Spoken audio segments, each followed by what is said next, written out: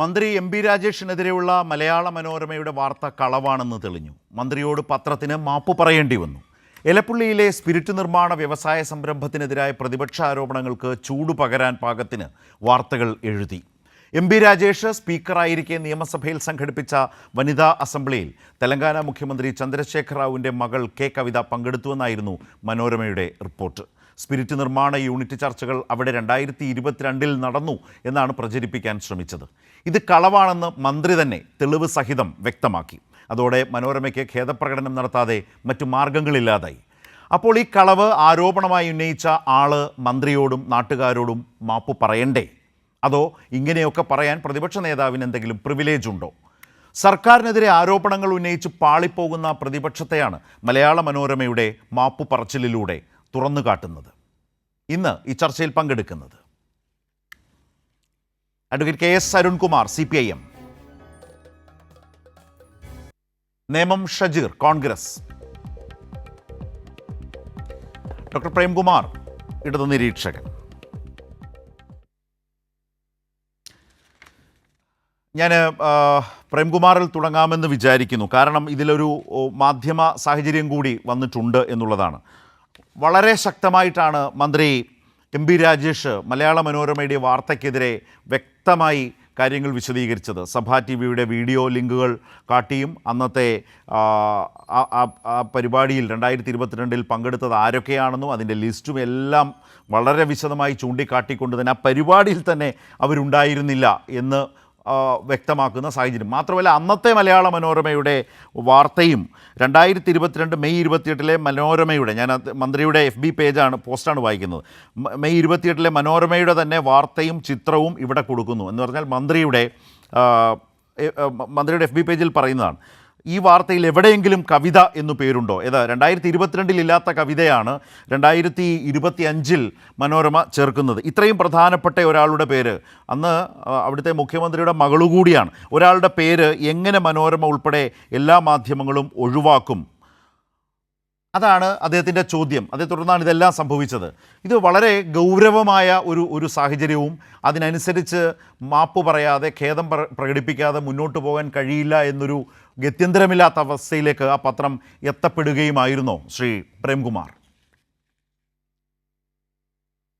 മനോരമ മാപ്പ് പറയാന്നുള്ളത് വളരെ റെയറായിട്ട് നടക്കുന്ന കാര്യമാണ്. കാരണം പ്രത്യേകിച്ച് വസ്തുതയൊന്നുമായിട്ട് ഒരു ബന്ധമില്ലാത്ത കാര്യങ്ങൾ പറഞ്ഞുകൊണ്ടേ പോകാന്നുള്ളത് മലയാള മീഡിയയുടെ ഒരു ശീലമാണ്.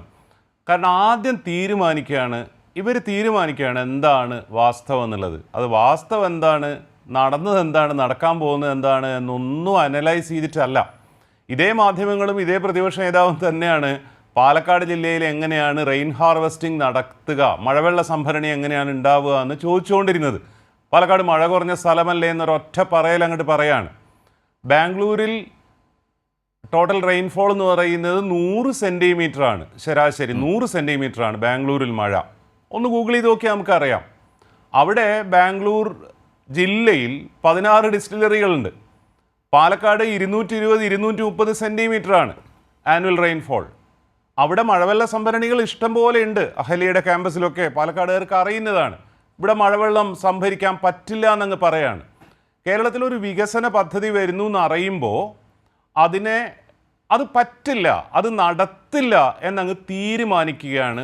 ആ തീരുമാനം എടുക്കുന്നത് പത്രങ്ങളുടെ ഡെസ്കിൽ നിന്നാണെന്ന് ഞാൻ വിചാരിക്കുന്നില്ല. അത് UDF-ൻ്റെയും കേരളത്തെ മുച്ചൂടും മുടിക്കാൻ തീരുമാനിച്ചു വെച്ചിരിക്കുന്ന BJP-യുടെയും ഒക്കെ ഒരു ഹബ്ബിൽ നിന്ന് എടുക്കുന്ന തീരുമാനമാണ്. അത് എക്സിക്യൂട്ട് ചെയ്യുകയാണ് ചെയ്യുന്നത് മനോരമ അടക്കമുള്ള പത്രങ്ങളും മറ്റ് ചാനലുകളെല്ലാം. മാതൃഭൂമി ഇതിനേക്കാൾ മനോഹരമായിട്ടൊരു കള്ളം പറഞ്ഞത് നമ്മൾ കണ്ടതാണ്.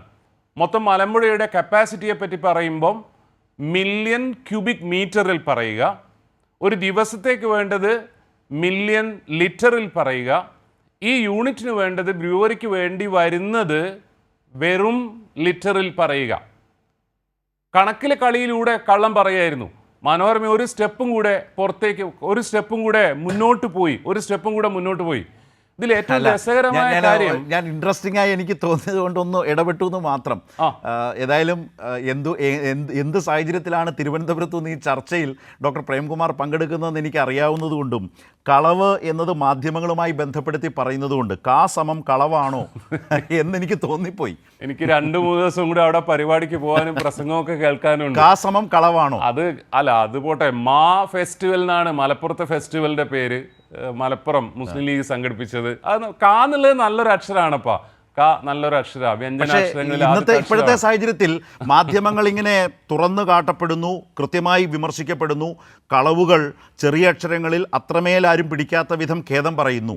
അതുകൊണ്ടാണ് കായുടെ ഈ കാലത്തെ ഒരു ശരിയായ മലയാള വാക്ക് കളവാണോ എന്ന് ചോദിച്ചു പോകുന്നത് അവിടെയാണ്. പോട്ടെ, എനിക്ക് ഇപ്പൊ തന്നെ ആവശ്യത്തിലധികം ശത്രുക്കളുണ്ട് ശരത്ത്. ഇനിയും ശത്രുക്കൾ എണ്ണം കൂട്ടാൻ ഉദ്ദേശിക്കാത്തതുകൊണ്ട് അതിന് ഞാൻ മറുപടി പറയുന്നില്ല. എന്തായിരുന്നാലും ഇതൊക്കെ ഭയങ്കര രസകരമായ കോയിൻസിഡൻസ് ആണ്. അതായത് ഒരു ഉത്തരവാദിത്വം ഇല്ലാതെ കളവ് പറയാണ്. ഇപ്പൊ ഫോണിനെ പറ്റി അന്ന് പ്രതിപക്ഷ നേതാവ് വി ഡി സതീശൻ അന്ന് പ്രതിപക്ഷ നേതാവ് തന്നെയാണ് കൊടുത്ത കേസ് ഹൈക്കോടതി തള്ളിയത്. CBI എൻക്വയറി നടത്തണമെന്ന് പറഞ്ഞ് പ്രതിപക്ഷ നേതാവ് കൊടുത്ത കേസ് ഹൈക്കോടതി തള്ളുമ്പോൾ പറഞ്ഞിരുന്നത് എന്താണെന്ന് അറിയോ? അഡ്വക്കേറ്റ് അരുൺകുമാർ കൃത്യമായിട്ട് പറയും. ഇതിൽ ഒരു പബ്ലിക് ഇൻട്രസ്റ്റും ഇല്ല, പബ്ലിക് റിലേഷൻ ഇൻട്രസ്റ്റ് ആണുള്ളതെന്നാ, PR ഇൻട്രസ്റ്റ് ആണുള്ളതെന്ന് പറഞ്ഞിട്ട് തള്ളിയത്.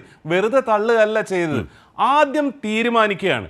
ഇനി ഇവർക്ക് BJPയുടെ സംഘപരിവാറിൻ്റെ ഓഫീസ് മുതൽ കോൺഗ്രസിൻ്റെ, UDFൻ്റെ, ലീഗിൻ്റെ മീഡിയ, ഇത്തരം എന്താ പറയുക കോർപ്പറേറ്റ് മീഡിയയുടെ ഓഫീസിൻ്റെ കൂടെ കുറേ വൈതാളികന്മാരുണ്ട്, കുറേ പരിസ്ഥിതിവാദികളും കുറേ ചങ്ങാതിമാരുണ്ട്. അവരാളുകളെ ശുദ്ധമായ കളവ് പറഞ്ഞ് തെറ്റിദ്ധരിപ്പിക്കുകയാണ് ചെയ്യുക. നമുക്കറിയാം, ഇപ്പോൾ K. സുരേന്ദ്രൻ പറയുന്നു സിൽവർ ലൈനെ ഞങ്ങൾ അള്ളു വെച്ചതാണ്. അന്ന് നമ്മളോട് പറഞ്ഞിരുന്ന ചോദ്യം ഉണ്ടായിരുന്നു, ഇത്രയും പാറ കേരളത്തിൽ നിന്ന് പൊട്ടിക്കാൻ പറ്റുമെന്ന്. കേരളത്തിൽ നിന്ന് പാറ പൊട്ടിക്കാൻ പറ്റില്ലെങ്കിൽ കേരളത്തിൽ നിന്ന് പാറ പൊട്ടിക്കരുത് എന്നല്ലേ പറയേണ്ടത്? അതുപോലെ ബ്രൂവറിക്ക് 0.5 mld വെള്ളം വേണം എന്നാണെങ്കിൽ പറയേണ്ടത് എന്താണ്? ഭൂഗർഭജലം ഉപയോഗിക്കരുത് എന്ന് പറയാം. കിണറിൽ നിന്നോ കുഴൽക്കിണറിൽ നിന്നോ വെള്ളം എടുക്കരുതെന്ന് പറയാം. MP രാജേഷ് വളരെ കൃത്യമായിട്ട് പറയുന്നു, ഭൂഗർഭജലം 1 ലിറ്റർ പോലും എടുക്കില്ല, മഴവെള്ള സംഭരണിയിൽ നിന്നേ എടുക്കുള്ളൂ. മലമ്പുഴയിൽ നിന്ന് 10 mld വെള്ളം കിൻഫ്ര പാർക്കിന് കൊടുക്കാൻ ഓർഡർ ഒപ്പിട്ടത് ഉമ്മൻചാണ്ടി മുഖ്യമന്ത്രി ആയിരിക്കുമ്പോഴാണ്. അതിൻ്റെ പൈപ്പിംഗ് പണികൾ നടക്കുന്നേ ഉള്ളൂ. ഇവർക്ക് വേണ്ടത് 0.5 mld വെള്ളമാണ്. ഒരു തരത്തിലുള്ള മാലിന്യ പ്രശ്നങ്ങളും ഉണ്ടാക്കാത്ത ഒരു ഫാക്ടറിയാണ് കമ്പയർഡ് വിത്ത് അതർ ഫാക്ടറീസ് ഈ എന്താ പറയുക എക്സ്ട്രാ ന്യൂട്രൽ ആൽക്കഹോൾ ഉണ്ടാക്കുക എന്നുള്ളത്. അപ്പം ചോദിക്കുന്നത് കള്ളു കുടിക്കാൻ പ്രോത്സാഹിപ്പിക്കാൻ പാടുണ്ടോ എന്നുള്ളതാണ്. കർണാടകയിലെ ഡിസ്റ്റിലറിയിൽ നിന്ന് വാളയാർ ചുരം വഴി വരുന്ന കള്ള് കുടിച്ചാൽ കുഴപ്പമില്ല, കേരളത്തിൽ നിന്ന് ENA ഉണ്ടാക്കി കഴിഞ്ഞാൽ കുഴപ്പമാണെന്നാണ് പറയുന്നത്. ENA എന്നുള്ള സാധനം മദ്യത്തിൽ ചേർക്കാൻ മാത്രമല്ല ഉപയോഗിക്കുന്നത്, അതിന് പല ഉപയോഗങ്ങളുണ്ട്. മെഡിക്കൽ യൂസ് ആണ് സെക്കൻഡറി ആയിട്ടുള്ളത്. പക്ഷേ ഒരു കാര്യത്തിൻ്റെ അത് സർക്കാർ ചെയ്തതിൻ്റെ അകത്ത് എവിടെയെങ്കിലും പാകപ്പിഴവുണ്ടെങ്കിൽ അത് ചൂണ്ടിക്കാണിക്കുക എന്നുള്ളതാണ് പത്രങ്ങളുടെയും പ്രതിപക്ഷത്തിൻ്റെയും ധർമ്മം. എവിടെയെങ്കിലും എന്തെങ്കിലും തരത്തിലുള്ള അഴിമതിയുടെ പ്രവർത്തനങ്ങൾ നടത്തിയിട്ടുണ്ടെങ്കിൽ അത് ചൂണ്ടിക്കാണിക്കുക എന്നുള്ളതാണ്. അതൊന്നുമില്ല. എന്ത് ആരോപണവും പറയാം, എങ്ങനെ പിടിക്കപ്പെട്ടാലും പണ്ടര പറഞ്ഞാൽ ഉളുപ്പില്ലാത്ത ആൾക്കാരോട് അവർ ബേസിക്കലി ഉളുപ്പില്ല. നിരന്തരം ഇങ്ങനെ കാര്യങ്ങൾ പറഞ്ഞിട്ട് കീഴ്മേൽ മറിഞ്ഞ് പിറ്റേ ദിവസം വേറൊരു കാര്യം പറയുക, മീഡിയ അതിന് മുഴുവൻ സപ്പോർട്ടും കൊടുത്തുകൊണ്ടിരിക്കുക, ഒരാളും ക്രോസ് ക്വസ്റ്റ്യൻ ചെയ്യാതിരിക്കുക എന്നുള്ളതാണ്. അതായത് കോൺഗ്രസിൻ്റെ ആളുകളോടും പ്രതിപക്ഷത്തിൻ്റെ ആളുകളോടും കൃത്യമായിട്ട് ചോദിക്കേണ്ടത് എന്ത് പ്രശ്നമാണ് നിങ്ങൾ ഇതിൽ കാണുന്നതെന്നാണ്. എവിടെയാണ് അഴിമതി നടത്തിയിട്ടുള്ളത്, ആരാണ് അഴിമതി നടത്തിയിട്ടുള്ളത്, അതിൻ്റെ എന്ത് ട്രേസ് ആണുള്ളത്? ഈ കഴിഞ്ഞ 8 കൊല്ലത്തിനിടെ ഇവർ കുറേ അഴിമതി ആരോപണങ്ങൾ ഉന്നയിച്ചിട്ടുണ്ട്. ഒന്നിനു പോലും ഒരു തരത്തിലുള്ള ട്രേസ് ഇല്ലാതെ ഇപ്പൊ കെട്ടിപ്പൂട്ടിക്കൊണ്ടിരിക്കുകയാണ്. KT ജലീൽ ഖുറാനിൽ സ്വർണം കടത്തിയെന്നായിരുന്നു നമ്മൾ കേട്ടിട്ടുണ്ടായിരുന്നത്. കഴിഞ്ഞ ദിവസം കസ്റ്റംസ് പറഞ്ഞത് അതൊരു കഥയായിരുന്നു എന്ന്. അതുപോലെ ഇപ്പൊ പറയുന്ന MP രാജേഷ്, ഇനി അഥവാ കവിത എന്ന് പറഞ്ഞ ആ സ്ത്രീ, ആ യുവതി ഇവിടെ അസംബ്ലിയിലെ പ്രോഗ്രാമിന് വന്നിരുന്നാൽ എന്താ കുഴപ്പം? അവർ വന്നിരുന്നാൽ എന്താണ് കുഴപ്പം? ബിസിനസ് ചെയ്യുന്ന ഒരാളെ മന്ത്രിയോ മുഖ്യമന്ത്രിയോ വേറെ ആരെങ്കിലും കണ്ടിരുന്നാൽ എന്താണ് കുഴപ്പം? ഇവർ അന്യഗ്രഹ ജീവികളൊന്നും അല്ലല്ലോ. ഇവിടെ ചെയ്യുന്ന ഫാക്ടറിൻ്റെ അകത്ത് നമ്മുടെ നാട്ടിലുള്ള നിയമങ്ങൾ അനുസരിച്ചാണോ നടക്കുന്നത് എന്ന് ഉറപ്പുവരുത്തുകയാണ്. വഴിവിട്ട് മറ്റാരെങ്കിലും സഹായിച്ചതിൻ്റെ തെളിവുകൾ ഉണ്ടെങ്കിൽ അത് പറയുകയാണ് വേണ്ടത്. നിരന്തരം മുടക്കാൻ ശ്രമിച്ചുകൊണ്ടിരിക്കുക. അതേസമയം കേരളത്തിൽ ഒന്നും വരില്ല എന്ന് പറയുകയും ചെയ്യുക. 600 കോടി ഇൻവെസ്റ്റ്മെൻറ്റ്, 600 ആളുകൾക്ക് ജോലി, 2000 ആളുകൾക്ക് എക്സ്ട്രാ ജോലി, കേരളത്തിന് വലിയ നികുതി വരുമാനത്തിൽ വലിയ വർധനവ്, ഇങ്ങനെയുള്ള വലിയൊരു പദ്ധതിയാണ്. ഇത് ശക്തമായി നടപ്പിലാക്കാനുള്ള എന്താ പറയുക ഇച്ഛാശക്തി സർക്കാരിന് ഉണ്ടാവണമെന്നാണ് നമ്മൾ പറയുന്നത്. കേരളത്തിലെ ആളുകൾ പറയുന്നത്. ഞാൻ ഡോക്ടർ പ്രേമിലേക്ക് വരാം, പ്രേംകുമാർ ഞാൻ വരാം. അത് ഈ നമ്മുടെ ഈ സംഭാഷണത്തിൻ്റെ ഈ ആലോചനയുടെയോ ചർച്ചയുടെയോ മറ്റൊരു തലത്തിലേക്ക് കൂടി പോകേണ്ടതാണ്. പക്ഷേ പതിവ് ചർച്ചകളിൽ നിന്ന് ഭിന്നമായി ഈ ചർച്ചയുടെ ആദ്യഘട്ടത്തിൽ തന്നെ ഒരു ശക്തമായ മലയാള മാധ്യമത്തെ പേരെടുത്ത് തന്നെ അവർ തന്നെ ഇന്ന് ഖേദം പ്രകടിപ്പിച്ചതിലൂടെ അതൊരു പ്രധാന വാർത്തയാകുന്നു. അത് എല്ലാവർക്കും അത് വാർത്തയാവില്ല എന്നുള്ളത് വളരെ സ്വാഭാവികമായി തന്നെ നമുക്ക് മനസ്സിലാക്കാം. അത് കണ്ടില്ല എന്ന് നടിക്കുന്ന വിധത്തിലേക്ക് മറക്കാനോ പറയാതിരിക്കാനോ ആയിരിക്കും മഹാഭൂരിഭാഗം ആളുകളും ശ്രമിക്കുക. പക്ഷേ അതടക്കം ചർച്ച ചെയ്യേണ്ട ഒരു കേരളീയ പശ്ചാത്തലവും പരിസരവും ഇന്ന് നമ്മുടെ നാട്ടിലുണ്ട് എന്നുള്ളിടത്താണ്. തീർച്ചയായും ഡോക്ടർ പ്രേംകുമാർ പറഞ്ഞ പോലെ പാകപ്പിഴകൾ ഉണ്ടെങ്കിൽ ചൂണ്ടിക്കാട്ടണം. അതിന് തന്നെയാണ് ഈ നാട്ടിൽ പ്രതിപക്ഷമുള്ള ജനാധിപത്യത്തിൽ. മാധ്യമങ്ങളുടെ ഉത്തരവാദിത്വം അതാണ്. പക്ഷേ അത് കളവു പറയലായി മാറരുത്, ചില താല്പര്യാർത്ഥമായി പോകരുത് മിനിമം മാധ്യമങ്ങൾ എന്നുള്ളത് വളരെ പ്രധാനപ്പെട്ട കാര്യം തന്നെയാണ് എന്നുള്ളതുകൊണ്ട് അതുകൊണ്ടാണ് സമൂഹ മാധ്യമങ്ങളിലൂടെ കുത്തിത്തിരിപ്പ് പണിയാണ് ഈ മാധ്യമങ്ങൾ കാണിച്ചുകൊണ്ടിരിക്കുന്നത്. പറയുന്നതിൽ ഒരു വസ്തുതയുമില്ല, പിശകുകൾ പറഞ്ഞുകൊണ്ടിരിക്കുന്നു, താല്പര്യങ്ങൾ നിക്ഷിപ്ത താല്പര്യങ്ങൾ എടുത്ത് പ്രയോഗിക്കുന്നു എന്ന് പറയിപ്പിക്കുന്നത് ഇതുകൊണ്ടാണ് എന്ന് പറയേണ്ടതായി വരുന്നത് അവിടെയാണ്. ഞാനൊന്ന് അഡ്വക്കേറ്റ് അരുൺകുമാറിലേക്കും ഒപ്പം തന്നെ നേമം ഷജീറിലേക്കും വരികയാണ്. ഇവിടെ ഒരു പ്രധാനപ്പെട്ട കാര്യം കൂടിയുണ്ട്. നേരത്തെ പ്രേംകുമാർ പറഞ്ഞൊരു കാര്യമുണ്ട്. ഇനി അഥവാ 2022 എം പി രാജേഷ് സ്പീക്കറായിരിക്കുമ്പോൾ അന്ന് അവിടെ തെലങ്കാനയിൽ MLC ആയിട്ടുള്ള കവിത പരിപാടിയിൽ പങ്കെടുത്തു എന്നിരിക്കട്ടെ, അന്ന് ക്ഷണിച്ചിരുന്നു നിയമസഭ, രാജ്യത്തെ പ്രധാനപ്പെട്ട വനിതാ പ്രവർത്തകരെയും ജനപ്രതിനിധികളെയൊക്കെ അതിലേക്ക് ക്ഷണിച്ചിരുന്നു, അവരെയും ക്ഷണിച്ചിരുന്നു. പക്ഷേ അവർ വന്നില്ല. എം പി രാജേഷ് ചോദിച്ചൊരു ചോദ്യമുണ്ട്. ഇനി അഥവാ 2022 അദ്ദേഹം, ഞാൻ എന്ന് പറയുന്നത് എം പി രാജേഷ് സ്പീക്കറായിരിക്കെ അവർ പരിപാടിയിൽ പങ്കെടുത്തു എന്ന് തന്നെ കരുതുക, എങ്കിൽ തന്നെ അതിലെന്താണ് ഇപ്പോൾ വാർത്ത? അപ്പോൾ ചില താല്പര്യാർത്ഥം അതിനെ കണക്ട് ചെയ്യുക എന്നുള്ളതാണ്. അപ്പോൾ അങ്ങനെ ഒരു ശ്രമമാണ് ഇതിനകത്ത് നടന്നത്. പക്ഷേ പറ്റിപ്പോയത് എന്താണെന്ന് വെച്ചാൽ അന്നവർ വന്നിട്ടേ ഇല്ലായിരുന്നു എന്നുള്ളിടത്താണ് ഈ കൂട്ടിച്ചേർക്കൽ എന്നുള്ളത് പാളിപ്പോയത് അവിടെയാണ്. അപ്പോൾ അങ്ങനെ ഒന്നും ഉണ്ടാവാതെ തന്നെ വാർത്ത കൊടുക്കുന്നതിൻ്റെ ദുഷ്ടലാക്ക് എത്രത്തോളം ഉണ്ട് എന്ന ആ ചോദ്യം, അത് വളരെ പ്രധാനപ്പെട്ട ചോദ്യം തന്നെയാണ്. മാധ്യമങ്ങൾ മറുപടി പറഞ്ഞില്ലെങ്കിലും അത് നിശ്ചയമായും അതൊരു പ്രധാനപ്പെട്ട ചോദ്യമായി എല്ലാ കാലവും ഇങ്ങനെയൊക്കെ ചെയ്തവരുടെ മുമ്പിൽ തന്നെ നിൽക്കും എന്നുള്ളതാണ് ഇതിൽ പറഞ്ഞു വെക്കേണ്ടതായ ഒരു കാര്യം. ഞാൻ അരുണിലേക്ക് വരികയാണ്. അരുൺ, ഞാനിപ്പോൾ പ്രേംകുമാറുമായി സംസാരിച്ചത് മലയാള മനോരമ ഇന്നതിൽ ഖേദം പ്രകടിപ്പിച്ചു എന്നതിൻ്റെ ഒരു പശ്ചാത്തലത്തിൽ നിന്നുകൊണ്ടാണ്. പക്ഷേ അതിന് മറ്റൊരു തലം കൂടിയുണ്ട്. കേരളത്തിൻ്റെ പ്രതിപക്ഷ നേതാവ് ഗുരുതരമായൊരു ആരോപണവുമായി കവിതയുടെ കേരളത്തിലെ വരവ് സന്ദർശിച്ചിട്ടുണ്ടോ മന്ത്രി പറയട്ടെ എന്ന നിലയിലേക്ക് പറഞ്ഞുകൊണ്ടേയിരുന്നു. അതിൻ്റെ തുടർച്ചയിലാണ് എം പി രാജേഷ് തന്നെ പറയുന്നു, പ്രതിപക്ഷ നേതാവിൻ്റെ ആരോപണങ്ങൾക്ക് പ്രതിപക്ഷ നേതാവ് ഒരു വ്യാജ ആരോപണം ഉന്നയിക്കുന്നു, അതിന് ബലം നൽകാൻ മനോരമ ഇല്ലാ കഥ സൃഷ്ടിക്കുന്നു, ആ കഥയ്ക്ക് പൊടിപ്പും തൊങ്ങലും ചാർത്തി പിന്നീട് പ്രതിപക്ഷം പ്രചാരണം നടത്തുന്നു. ഈ ഒരു ട്രാക്കാണ് കളിച്ചതെങ്കിൽ മനോരമ ഖേദം പ്രകടിപ്പിക്കുമ്പോൾ, മാപ്പ് പറയുമ്പോൾ അത് വി ഡി സതീശനും ബാധകമാണോ?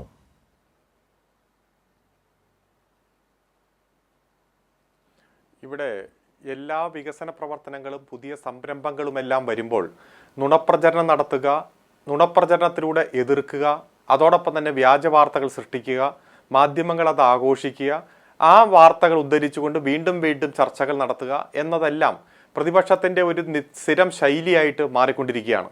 ഇപ്പം നമുക്കറിയാം, ഇതിൽ കേരളത്തിൽ മദ്യം കൊണ്ടുവരുന്നതും അതിൻ്റെ അസംസ്കൃത വസ്തു കൊണ്ടുവരുന്നതും എല്ലാം ഭൂരിഭാഗം കർണാടകത്തിൽ നിന്നും മഹാരാഷ്ട്രയിൽ നിന്നുമാണ്.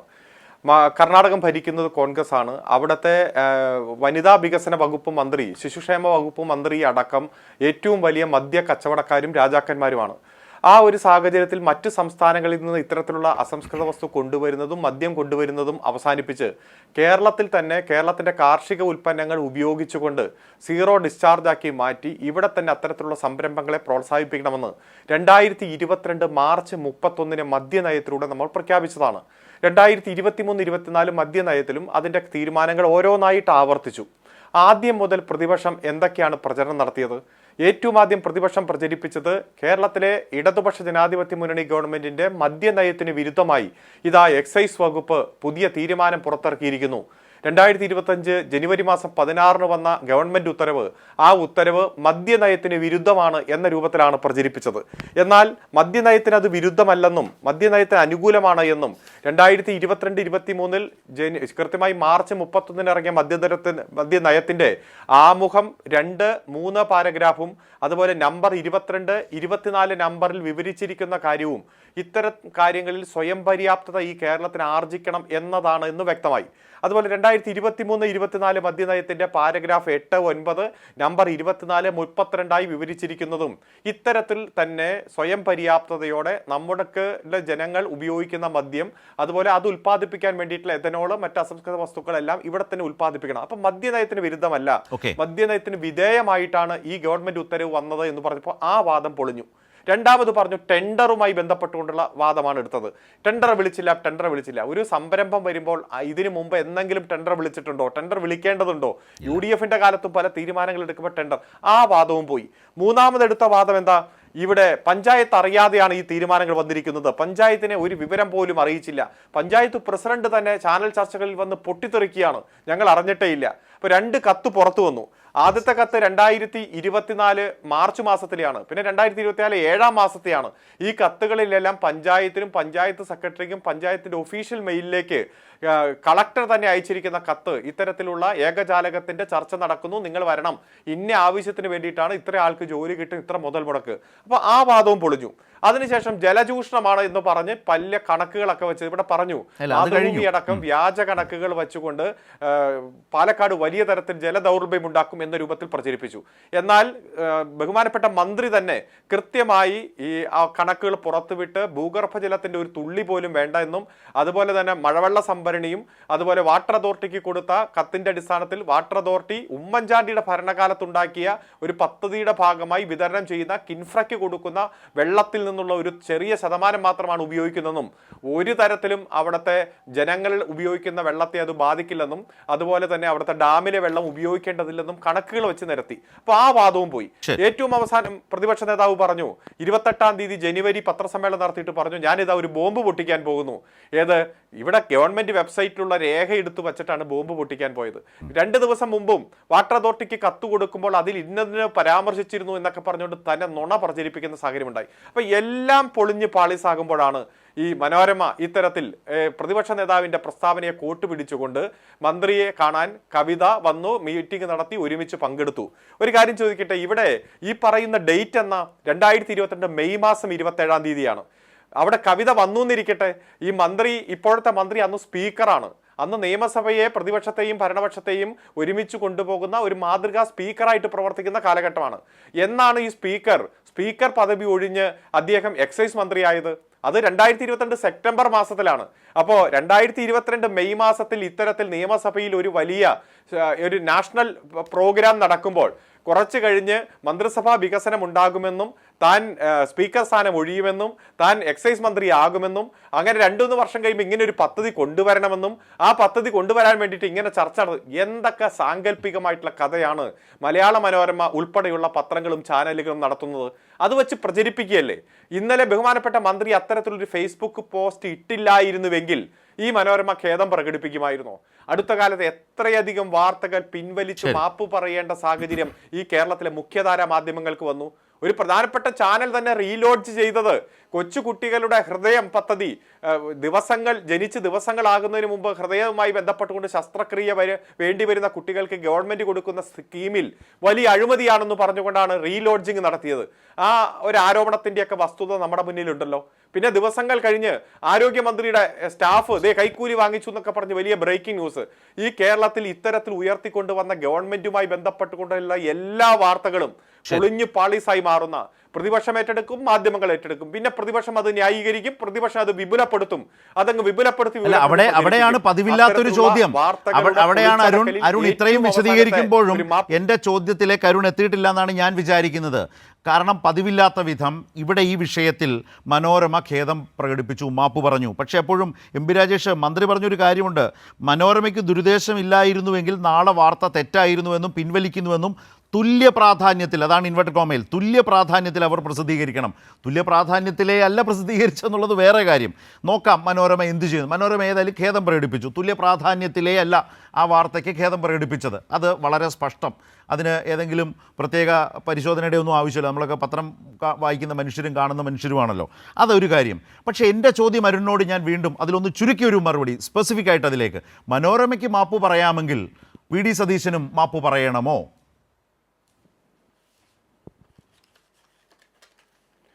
തീർച്ചയായിട്ടും. ഇപ്പം മനോരമ മാപ്പ് പറയാൻ കാരണം എന്താ? കൃത്യമായി നിയമസഭാ പരിപാടികളുടെ ലൈവുമായി ബന്ധപ്പെട്ടുകൊണ്ടുള്ള ലിങ്ക്, അതുപോലെ ആ പരിപാടിയിൽ പങ്കെടുത്തവരുടെ പേര് സ്റ്റേജിൽ തന്നെ പ്രദർശിപ്പിച്ചിരിക്കുന്നതിൻ്റെ ഫോട്ടോ, അതുപോലെ തന്നെ അന്ന് മനോരമ തന്നെ പ്രസിദ്ധീകരിച്ച വാർത്ത, ആ വാർത്തയിൽ ഫോട്ടോയും ആരൊക്കെയാണ് പങ്കെടുത്തതെന്ന് കൃത്യമായി മനോരമ തന്നെ എഴുതിയിരിക്കുന്നു. ആ പഴയ വാർത്തയുടെ ഫോട്ടോയും വാർത്തയും അടക്കം പ്രസിദ്ധീകരിച്ചപ്പോഴാണ് മനോരമ മന്ത്രി പറഞ്ഞതുപോലെ മാപ്പ് പറയാൻ തയ്യാറായത്. ഇതിൽ പ്രതിപക്ഷ നേതാവും മാപ്പ് പറയണം, മുൻ പ്രതിപക്ഷ നേതാവും മാപ്പ് പറയണം. കാരണം 9:30 മുൻ പ്രതിപക്ഷ നേതാവ് പത്രസമ്മേളനം വിളിച്ചു ഇതേ വിഷയത്തിൽ. 3 മിനിറ്റ് മുമ്പ് 9:27 AM ഇപ്പോഴത്തെ പ്രതിപക്ഷ നേതാവ് എറണാകുളത്ത് പത്രസമ്മേളനം വിളിച്ചു. കാരണം രണ്ടുപേരും ആവർത്തിച്ചു കൊണ്ടിരിക്കുക. രണ്ടുപേരും ആരാണ് പ്രതിപക്ഷ നേതാവ് എന്ന കാര്യത്തിലുള്ള മത്സരം, ഈ കാര്യത്തിൽ നുണ പ്രചരിപ്പിക്കുന്ന കാര്യത്തിലും മത്സരം നടത്തി. ടെൻഡറുമായി ബന്ധപ്പെട്ടുകൊണ്ടല്ലേ എന്തെല്ലാം നുണയാണ് പറഞ്ഞത്. അതുപോലെ തന്നെ ശ്രീമതി കവിത വന്നു, ചർച്ച നടത്തി. ഈ വ്യാജമായിട്ടുള്ള ആരോപണങ്ങൾ പറയുമ്പോൾ മനോരമ പറഞ്ഞ മാപ്പ്, ആ മാപ്പ് കൃത്യമായി പ്രതിപക്ഷ നേതാവും മുൻ പ്രതിപക്ഷ നേതാവും അതുപോലെ തന്നെ KPCC പ്രസിഡന്റും അടക്കം പറയേണ്ടതുണ്ട്. ചാനൽ ചർച്ചകളിൽ നിന്ന് വന്ന് നുണ പ്രചരിപ്പിക്കുന്ന കോൺഗ്രസിന്റെ പ്രചാരകരും അത്തരത്തിൽ മാപ്പ് പറയേണ്ട സാഹചര്യമാണ് ഇപ്പോഴുള്ളത്. കൃത്യമായി ഈ എന്താണോ ഇവർ വ്യാജ വാർത്ത നടത്തി ഗവൺമെന്റിന്റെ വികസന നേട്ടങ്ങളെ പൊളിക്കാൻ ശ്രമിച്ചത്, ആ എല്ലാ സാഹചര്യങ്ങളും ജനങ്ങൾക്ക് കൃത്യമായി ബോധ്യപ്പെട്ടിട്ടുണ്ട്. ഇത്തരത്തിലുള്ള വൻകിട സംരംഭങ്ങൾ കേരളത്തിൽ ഞാൻ അരുണിലേക്ക് വരാം. വരാം. ഇവിടെ ഷജീർ എന്തൊരു നുണയാണ് പറഞ്ഞത്? ആരാണ് നുണ പറഞ്ഞത്? ഇതുവരെ മനസ്സിലായി. ഇവിടെ കൃത്യമായി നമുക്കറിയാം, ഡൽഹി മദ്യനയ കേസുമായി ബന്ധപ്പെട്ട് ഗൗതം മൽഹോത്ര, നമുക്കറിയാം അറസ്റ്റിൽ ചെയ്യപ്പെട്ട ജയിലിൽ കിടന്ന ഗൗതം മൽഹോത്രയോടൊപ്പം ജയിലിൽ കിടന്നയാളാണ് കവിത. ഈ ഡൽഹി മദ്യനയ കേസുമായി ബന്ധപ്പെട്ട കമ്പനിയാണ് ഒയാസിസ്. അതുമായി ബന്ധപ്പെട്ട് കവിത കേരളത്തിൽ വിസിറ്റ് ചെയ്തിട്ടുണ്ടെങ്കിൽ അതിൽ പരിശോധിക്കണമെന്നും അന്വേഷിക്കണമെന്നും സ്വാഭാവികമായ ഒരു ആരോപണം ഉന്നയിച്ചാൽ അതിനെന്താണ് മാപ്പ് പറയേണ്ടത്? ഇവിടെ PV അൻവർ അടക്കമുള്ള ആളുകൾ കഴിഞ്ഞ കാലത്ത് പ്രതിപക്ഷ നേതാവിനെതിരെ ആരോപണങ്ങൾ ഉന്നയിച്ചപ്പോൾ ഇതുപോലെ എത്ര ദിവസമാണ് നിങ്ങൾ ചർച്ച ചെയ്തത്? എത്ര CPMന്റെ നേതാക്കൾ അത് ഏറ്റെടുത്തു? നിങ്ങൾ ഇതുപോലെ പൊതുമാപ്പ് പറഞ്ഞോ? ഇവിടെ PV അൻവർ മാറ്റി പറഞ്ഞല്ലോ, മാപ്പ് പറഞ്ഞല്ലോ പ്രതിപക്ഷ നേതാവിൻ്റെ അടുത്ത്. അപ്പോൾ നിങ്ങൾ ആരെങ്കിലും ഈ കൈരളി ചാനലോ ദേശാഭിമാനിയോ അതുപോലെ തന്നെ CPMന്റെ ഏതെങ്കിലും ചാനലോ മാപ്പ് പറഞ്ഞോ? ഇവിടെ വിഷയമെന്ന് പറയുന്നത് ഇവിടെ ഘോരമായി പ്രസംഗിക്കുകയാണ്. മദ്യനിർമ്മാണശാല വരുമ്പോൾ കേരളം വികസനത്തിനെതിരായി കേരളത്തിലെ പ്രതിപക്ഷവും കോൺഗ്രസും UDFും ഒക്കെ നിൽക്കുന്നു എന്നുള്ള രീതിയിലാണ് വാർത്ത വരുന്നത്.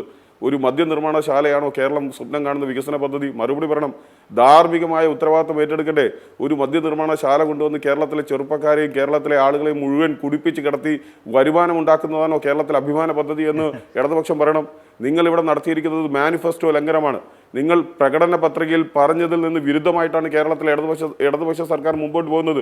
നിങ്ങൾ എങ്ങനെയാണ് അധികാരത്തിൽ വരുന്നതിന് മുമ്പ് തെരഞ്ഞെടുപ്പ് നേരിടുന്ന സമയത്ത് നിങ്ങൾ എന്താണ് പറഞ്ഞത്? മദ്യവർജനമാണ് നിങ്ങളുടെ മുദ്രാവാക്യം, നിങ്ങളുടെ ലക്ഷ്യമെന്നല്ലേ പറഞ്ഞ് നിങ്ങൾ തെരഞ്ഞെടുപ്പിൽ വോട്ട് നേടിയത്.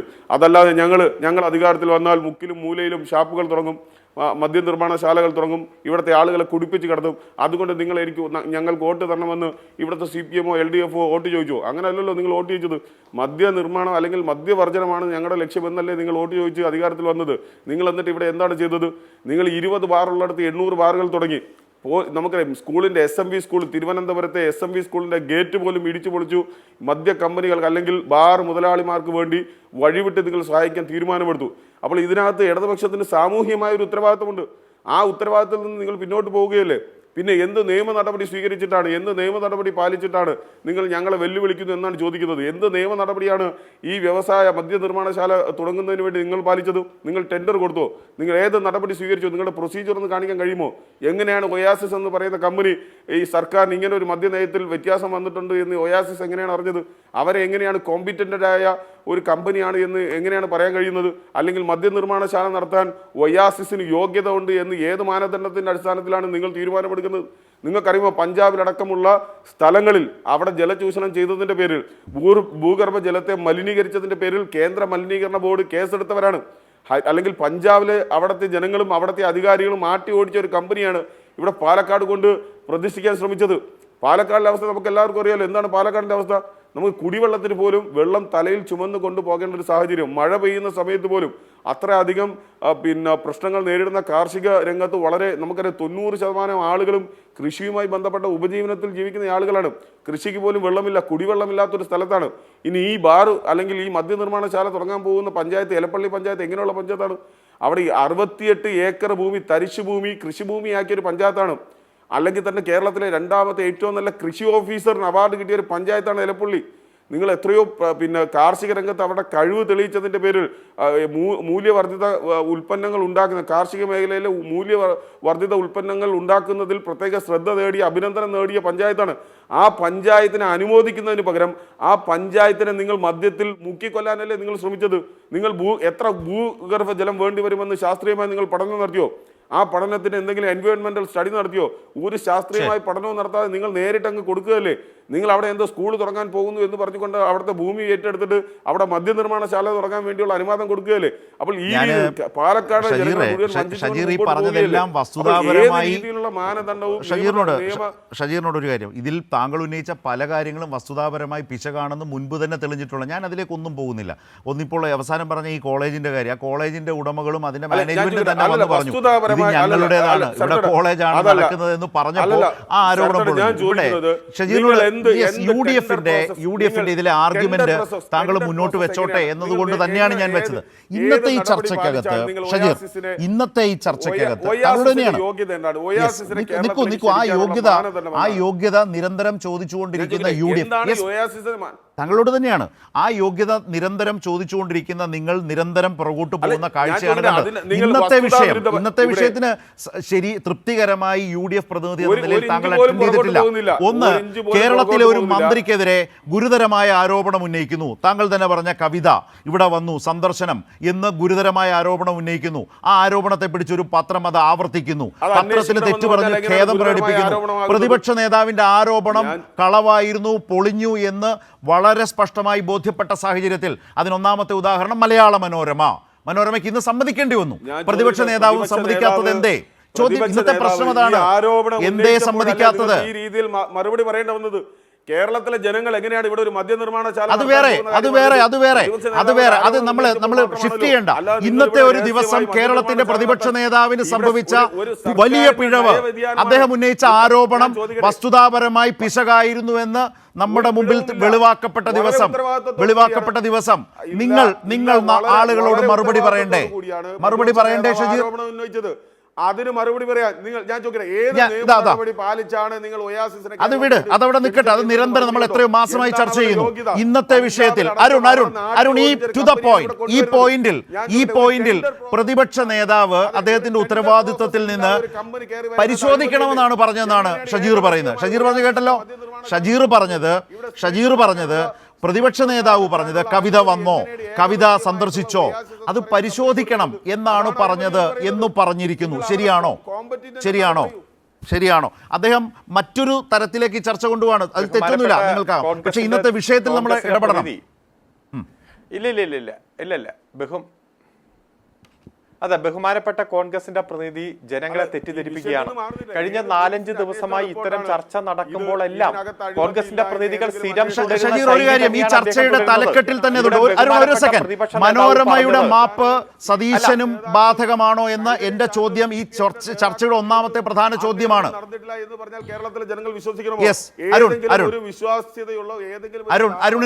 അരുണിനോട് എന്റെ ചോദ്യം ഞാൻ ആവർത്തിക്കാൻ ഇടയാക്കിയത് യു ഡി എഫ് പ്രതിനിധിയുടെ അതിലുള്ള വിശദീകരണം കൊണ്ടാണ്. അരുൺ പറയും. അല്ല, ഇവിടെ പ്രതിപക്ഷ നേതാവ് തുടർച്ചയായി ആവർത്തിച്ചത് കവിത കേരളത്തിൽ വന്ന് എക്സൈസ് മന്ത്രിയുമായിട്ട് ചർച്ച നടത്തി എന്ന് തന്നെയാണ്. മനോരമ മാപ്പ് പറഞ്ഞ അതേ വാചകമല്ല, അതേ കാര്യം തന്നെയാണ് പ്രതിപക്ഷ നേതാവും പറഞ്ഞത്. പ്രതിപക്ഷ നേതാവ് ഇത് പരിശോധിക്കണമെന്നൊന്നും അല്ല പറഞ്ഞത്. അങ്ങനെയാണെങ്കിൽ കോൺഗ്രസ് പ്രതിനിധി ഏതെങ്കിലും തരത്തിൽ ആ പ്രതിപക്ഷ നേതാവ് പറയുന്നതിന്റെ ബൈറ്റ് ഒന്ന് കാണിച്ച് നമുക്ക് നോക്കാം. ഇവിടെ തെറ്റിദ്ധരിപ്പിക്കണം, നിരന്തരം നുണ പറഞ്ഞ് ഈ കേരളത്തിൽ ഉയർന്നു വരുന്ന എല്ലാ തരത്തിലുള്ള വികസന അജണ്ടയെയും തകർക്കുക എന്നതാണ് ലക്ഷ്യം. ആ ലക്ഷ്യത്തിന്റെ പൂർത്തീകരണത്തിന് വേണ്ടി എല്ലാ വികസന പ്രവർത്തനങ്ങളെയും നിരന്തരം എതിർക്കും. ശ്രീ ഡോക്ടർ പ്രേംകുമാർ ഇവിടെ സൂചിപ്പിച്ചല്ലോ, ക്യാമറ വന്നപ്പോഴും ജലമെട്രോ വന്നപ്പോഴും സമാനതകളില്ലാത്ത വികസന പ്രവർത്തനങ്ങൾ ഈ കേരളത്തിൽ നടക്കുമ്പോൾ എന്തിനു വേണ്ടിയിട്ടാണ് ഇവരിങ്ങനെ എതിർക്കുന്നത് എന്ന രാഷ്ട്രീയ ചോദ്യമാണ് ജനങ്ങൾ ഗൗരവത്തോടെ ചർച്ച ചെയ്യുന്നത്. ഏത് കർണാടകത്തിൽ കോൺഗ്രസ് ഭരിക്കുന്ന ആ സംസ്ഥാനത്തെ മന്ത്രിമാർ നേതൃത്വം കൊടുക്കുന്ന മദ്യ ലോബിയെ സഹായിക്കാൻ മഹാരാഷ്ട്രയുടെ തെരഞ്ഞെടുപ്പ് ഞാൻ ഷജീറിനോട് പറഞ്ഞ പോലെ തന്നെ ഷജീർ ഒന്ന് കേൾക്കണം. നിങ്ങൾ രാഷ്ട്രീയക്കാരാണ്, രാഷ്ട്രീയ വക്താക്കളാണ്, പാർട്ടികളുടെ പരത്തി പറയും. പക്ഷേ ഈ ചർച്ചയിലെ പ്രധാനപ്പെട്ട ചോദ്യം അതിൽ ഒന്ന് തൊട്ടിട്ടും ബാക്കി പറയാമെന്നാണ് ഷജീറിൻ്റെ ആദ്യത്തെ സ്ട്രാറ്റജി. നന്നായി, എനിക്ക് കുഴപ്പമൊന്നുമില്ല, താങ്കൾ അത് പറഞ്ഞു വെച്ചു. പക്ഷേ താങ്കൾ പറയണം, കവിതയുമായി ബന്ധപ്പെട്ട് കവിത കേരളത്തിൽ വന്നു, ഒരു ഗൂഢാലോചന നടത്തി, മന്ത്രിക്കെതിരെ ഗുരുതരമായ ആരോപണം ഉന്നയിച്ചു. കാരണം ഇതിൽ അഴിമതി സ്ഥാപിക്കാൻ പ്രതിപക്ഷ നേതാവാണ് കവിതയുടെ സന്ദർശനം എടുത്തിട്ടത്. മലയാള മനോരമ അത് ഏറ്റുപാടുകയേ ചെയ്തിട്ടുള്ളൂ. മനോരമ അത് തെറ്റ് സമ്മതിച്ചാൽ താൻ പറഞ്ഞത് പെശകി, കളവായിരുന്നു, അല്ലെങ്കിൽ കളവെന്നൊന്നും പറയണ്ട, ഞാൻ പറഞ്ഞ ആരോപണം തെറ്റി, മന്ത്രിക്കെതിരെ പറഞ്ഞത് തെറ്റി എന്ന് സമൂഹത്തോട് പറയാൻ പ്രതിപക്ഷ നേതാവിന് ഉത്തരവാദിത്തമില്ലേ? അത് പറഞ്ഞും ചർച്ച ചെയ്തും പോകേണ്ടത് തന്നെയാണ്. അതെ, ഞാൻ അതിലോട്ട് വരാം. അതിലേക്കാണ് വരേണ്ടത്. നേതാവിന് അങ്ങനെ ഒരു ഉത്തരവാദിത്വം ഉണ്ടെങ്കിൽ അതിനേക്കാൾ ഉത്തരവാദിത്വം ആർക്കാണുള്ളത്? ഈ ഉത്തരവാദിത്തത്തെ കുറിച്ച് പറയും. ഇന്നത്തെ വാർത്ത ഏതാണെന്ന് നടന്നിട്ടില്ല എന്നും ഈ ആരോപണം, ഇന്നത്തെ വാർത്ത ഏതാണ് ഷജീറെ? ഇന്നത്തെ വാർത്ത ഏതാണ്? നിങ്ങൾ സൗകര്യപൂർവ്വം വിട്ടുകളയുന്നത് തന്നെ നിങ്ങളുടെ പ്രതിപക്ഷ നേതാവിന്റെ വാദം ദുർബലപ്പെട്ടു എന്നുള്ളതാണ് അതിന്റെ അർത്ഥം. അല്ല, വിട്ടുകളയുന്നല്ല. എങ്കിൽ പറയൂ. അദ്ദേഹം പറഞ്ഞതുപോലെ കവിത വന്നിട്ടില്ലെന്നേ. അദ്ദേഹം പറഞ്ഞതുപോലെ മന്ത്രിയുമായി ചർച്ച നടത്താൻ കഴിയുന്ന സാഹചര്യം ഉണ്ടായിട്ടില്ല. പറഞ്ഞത് കളവ്. തെറ്റെന്നാണ് പ്രേംകുമാർ ചോദിച്ചത്. പറഞ്ഞത് കളവ്. പ്രതിപക്ഷ നേതാവ് പറഞ്ഞത് കളവ്. ആ വ്യവസായി എന്തിനി പറയും? ഇനി എന്താണ് പ്രതിപക്ഷ നേതാവ് പറയാൻ പോകുന്നതെന്ന് അറിയാൻ കേരളത്തിന് താല്പര്യമുണ്ട്. ദുരൂഹമായ സാഹചര്യത്തിൽ കേരളത്തിൽ വന്നിട്ടുണ്ടെങ്കിൽ അവരുടെ അജണ്ട എന്താണ് എന്ന് അറിയാൻ വന്നിട്ടില്ലെന്നേ. താല്പര്യമുണ്ട്. അവിടെയാണ് തെറ്റിപ്പോയത്. തെറ്റുന്നത് അവിടെയാണ്.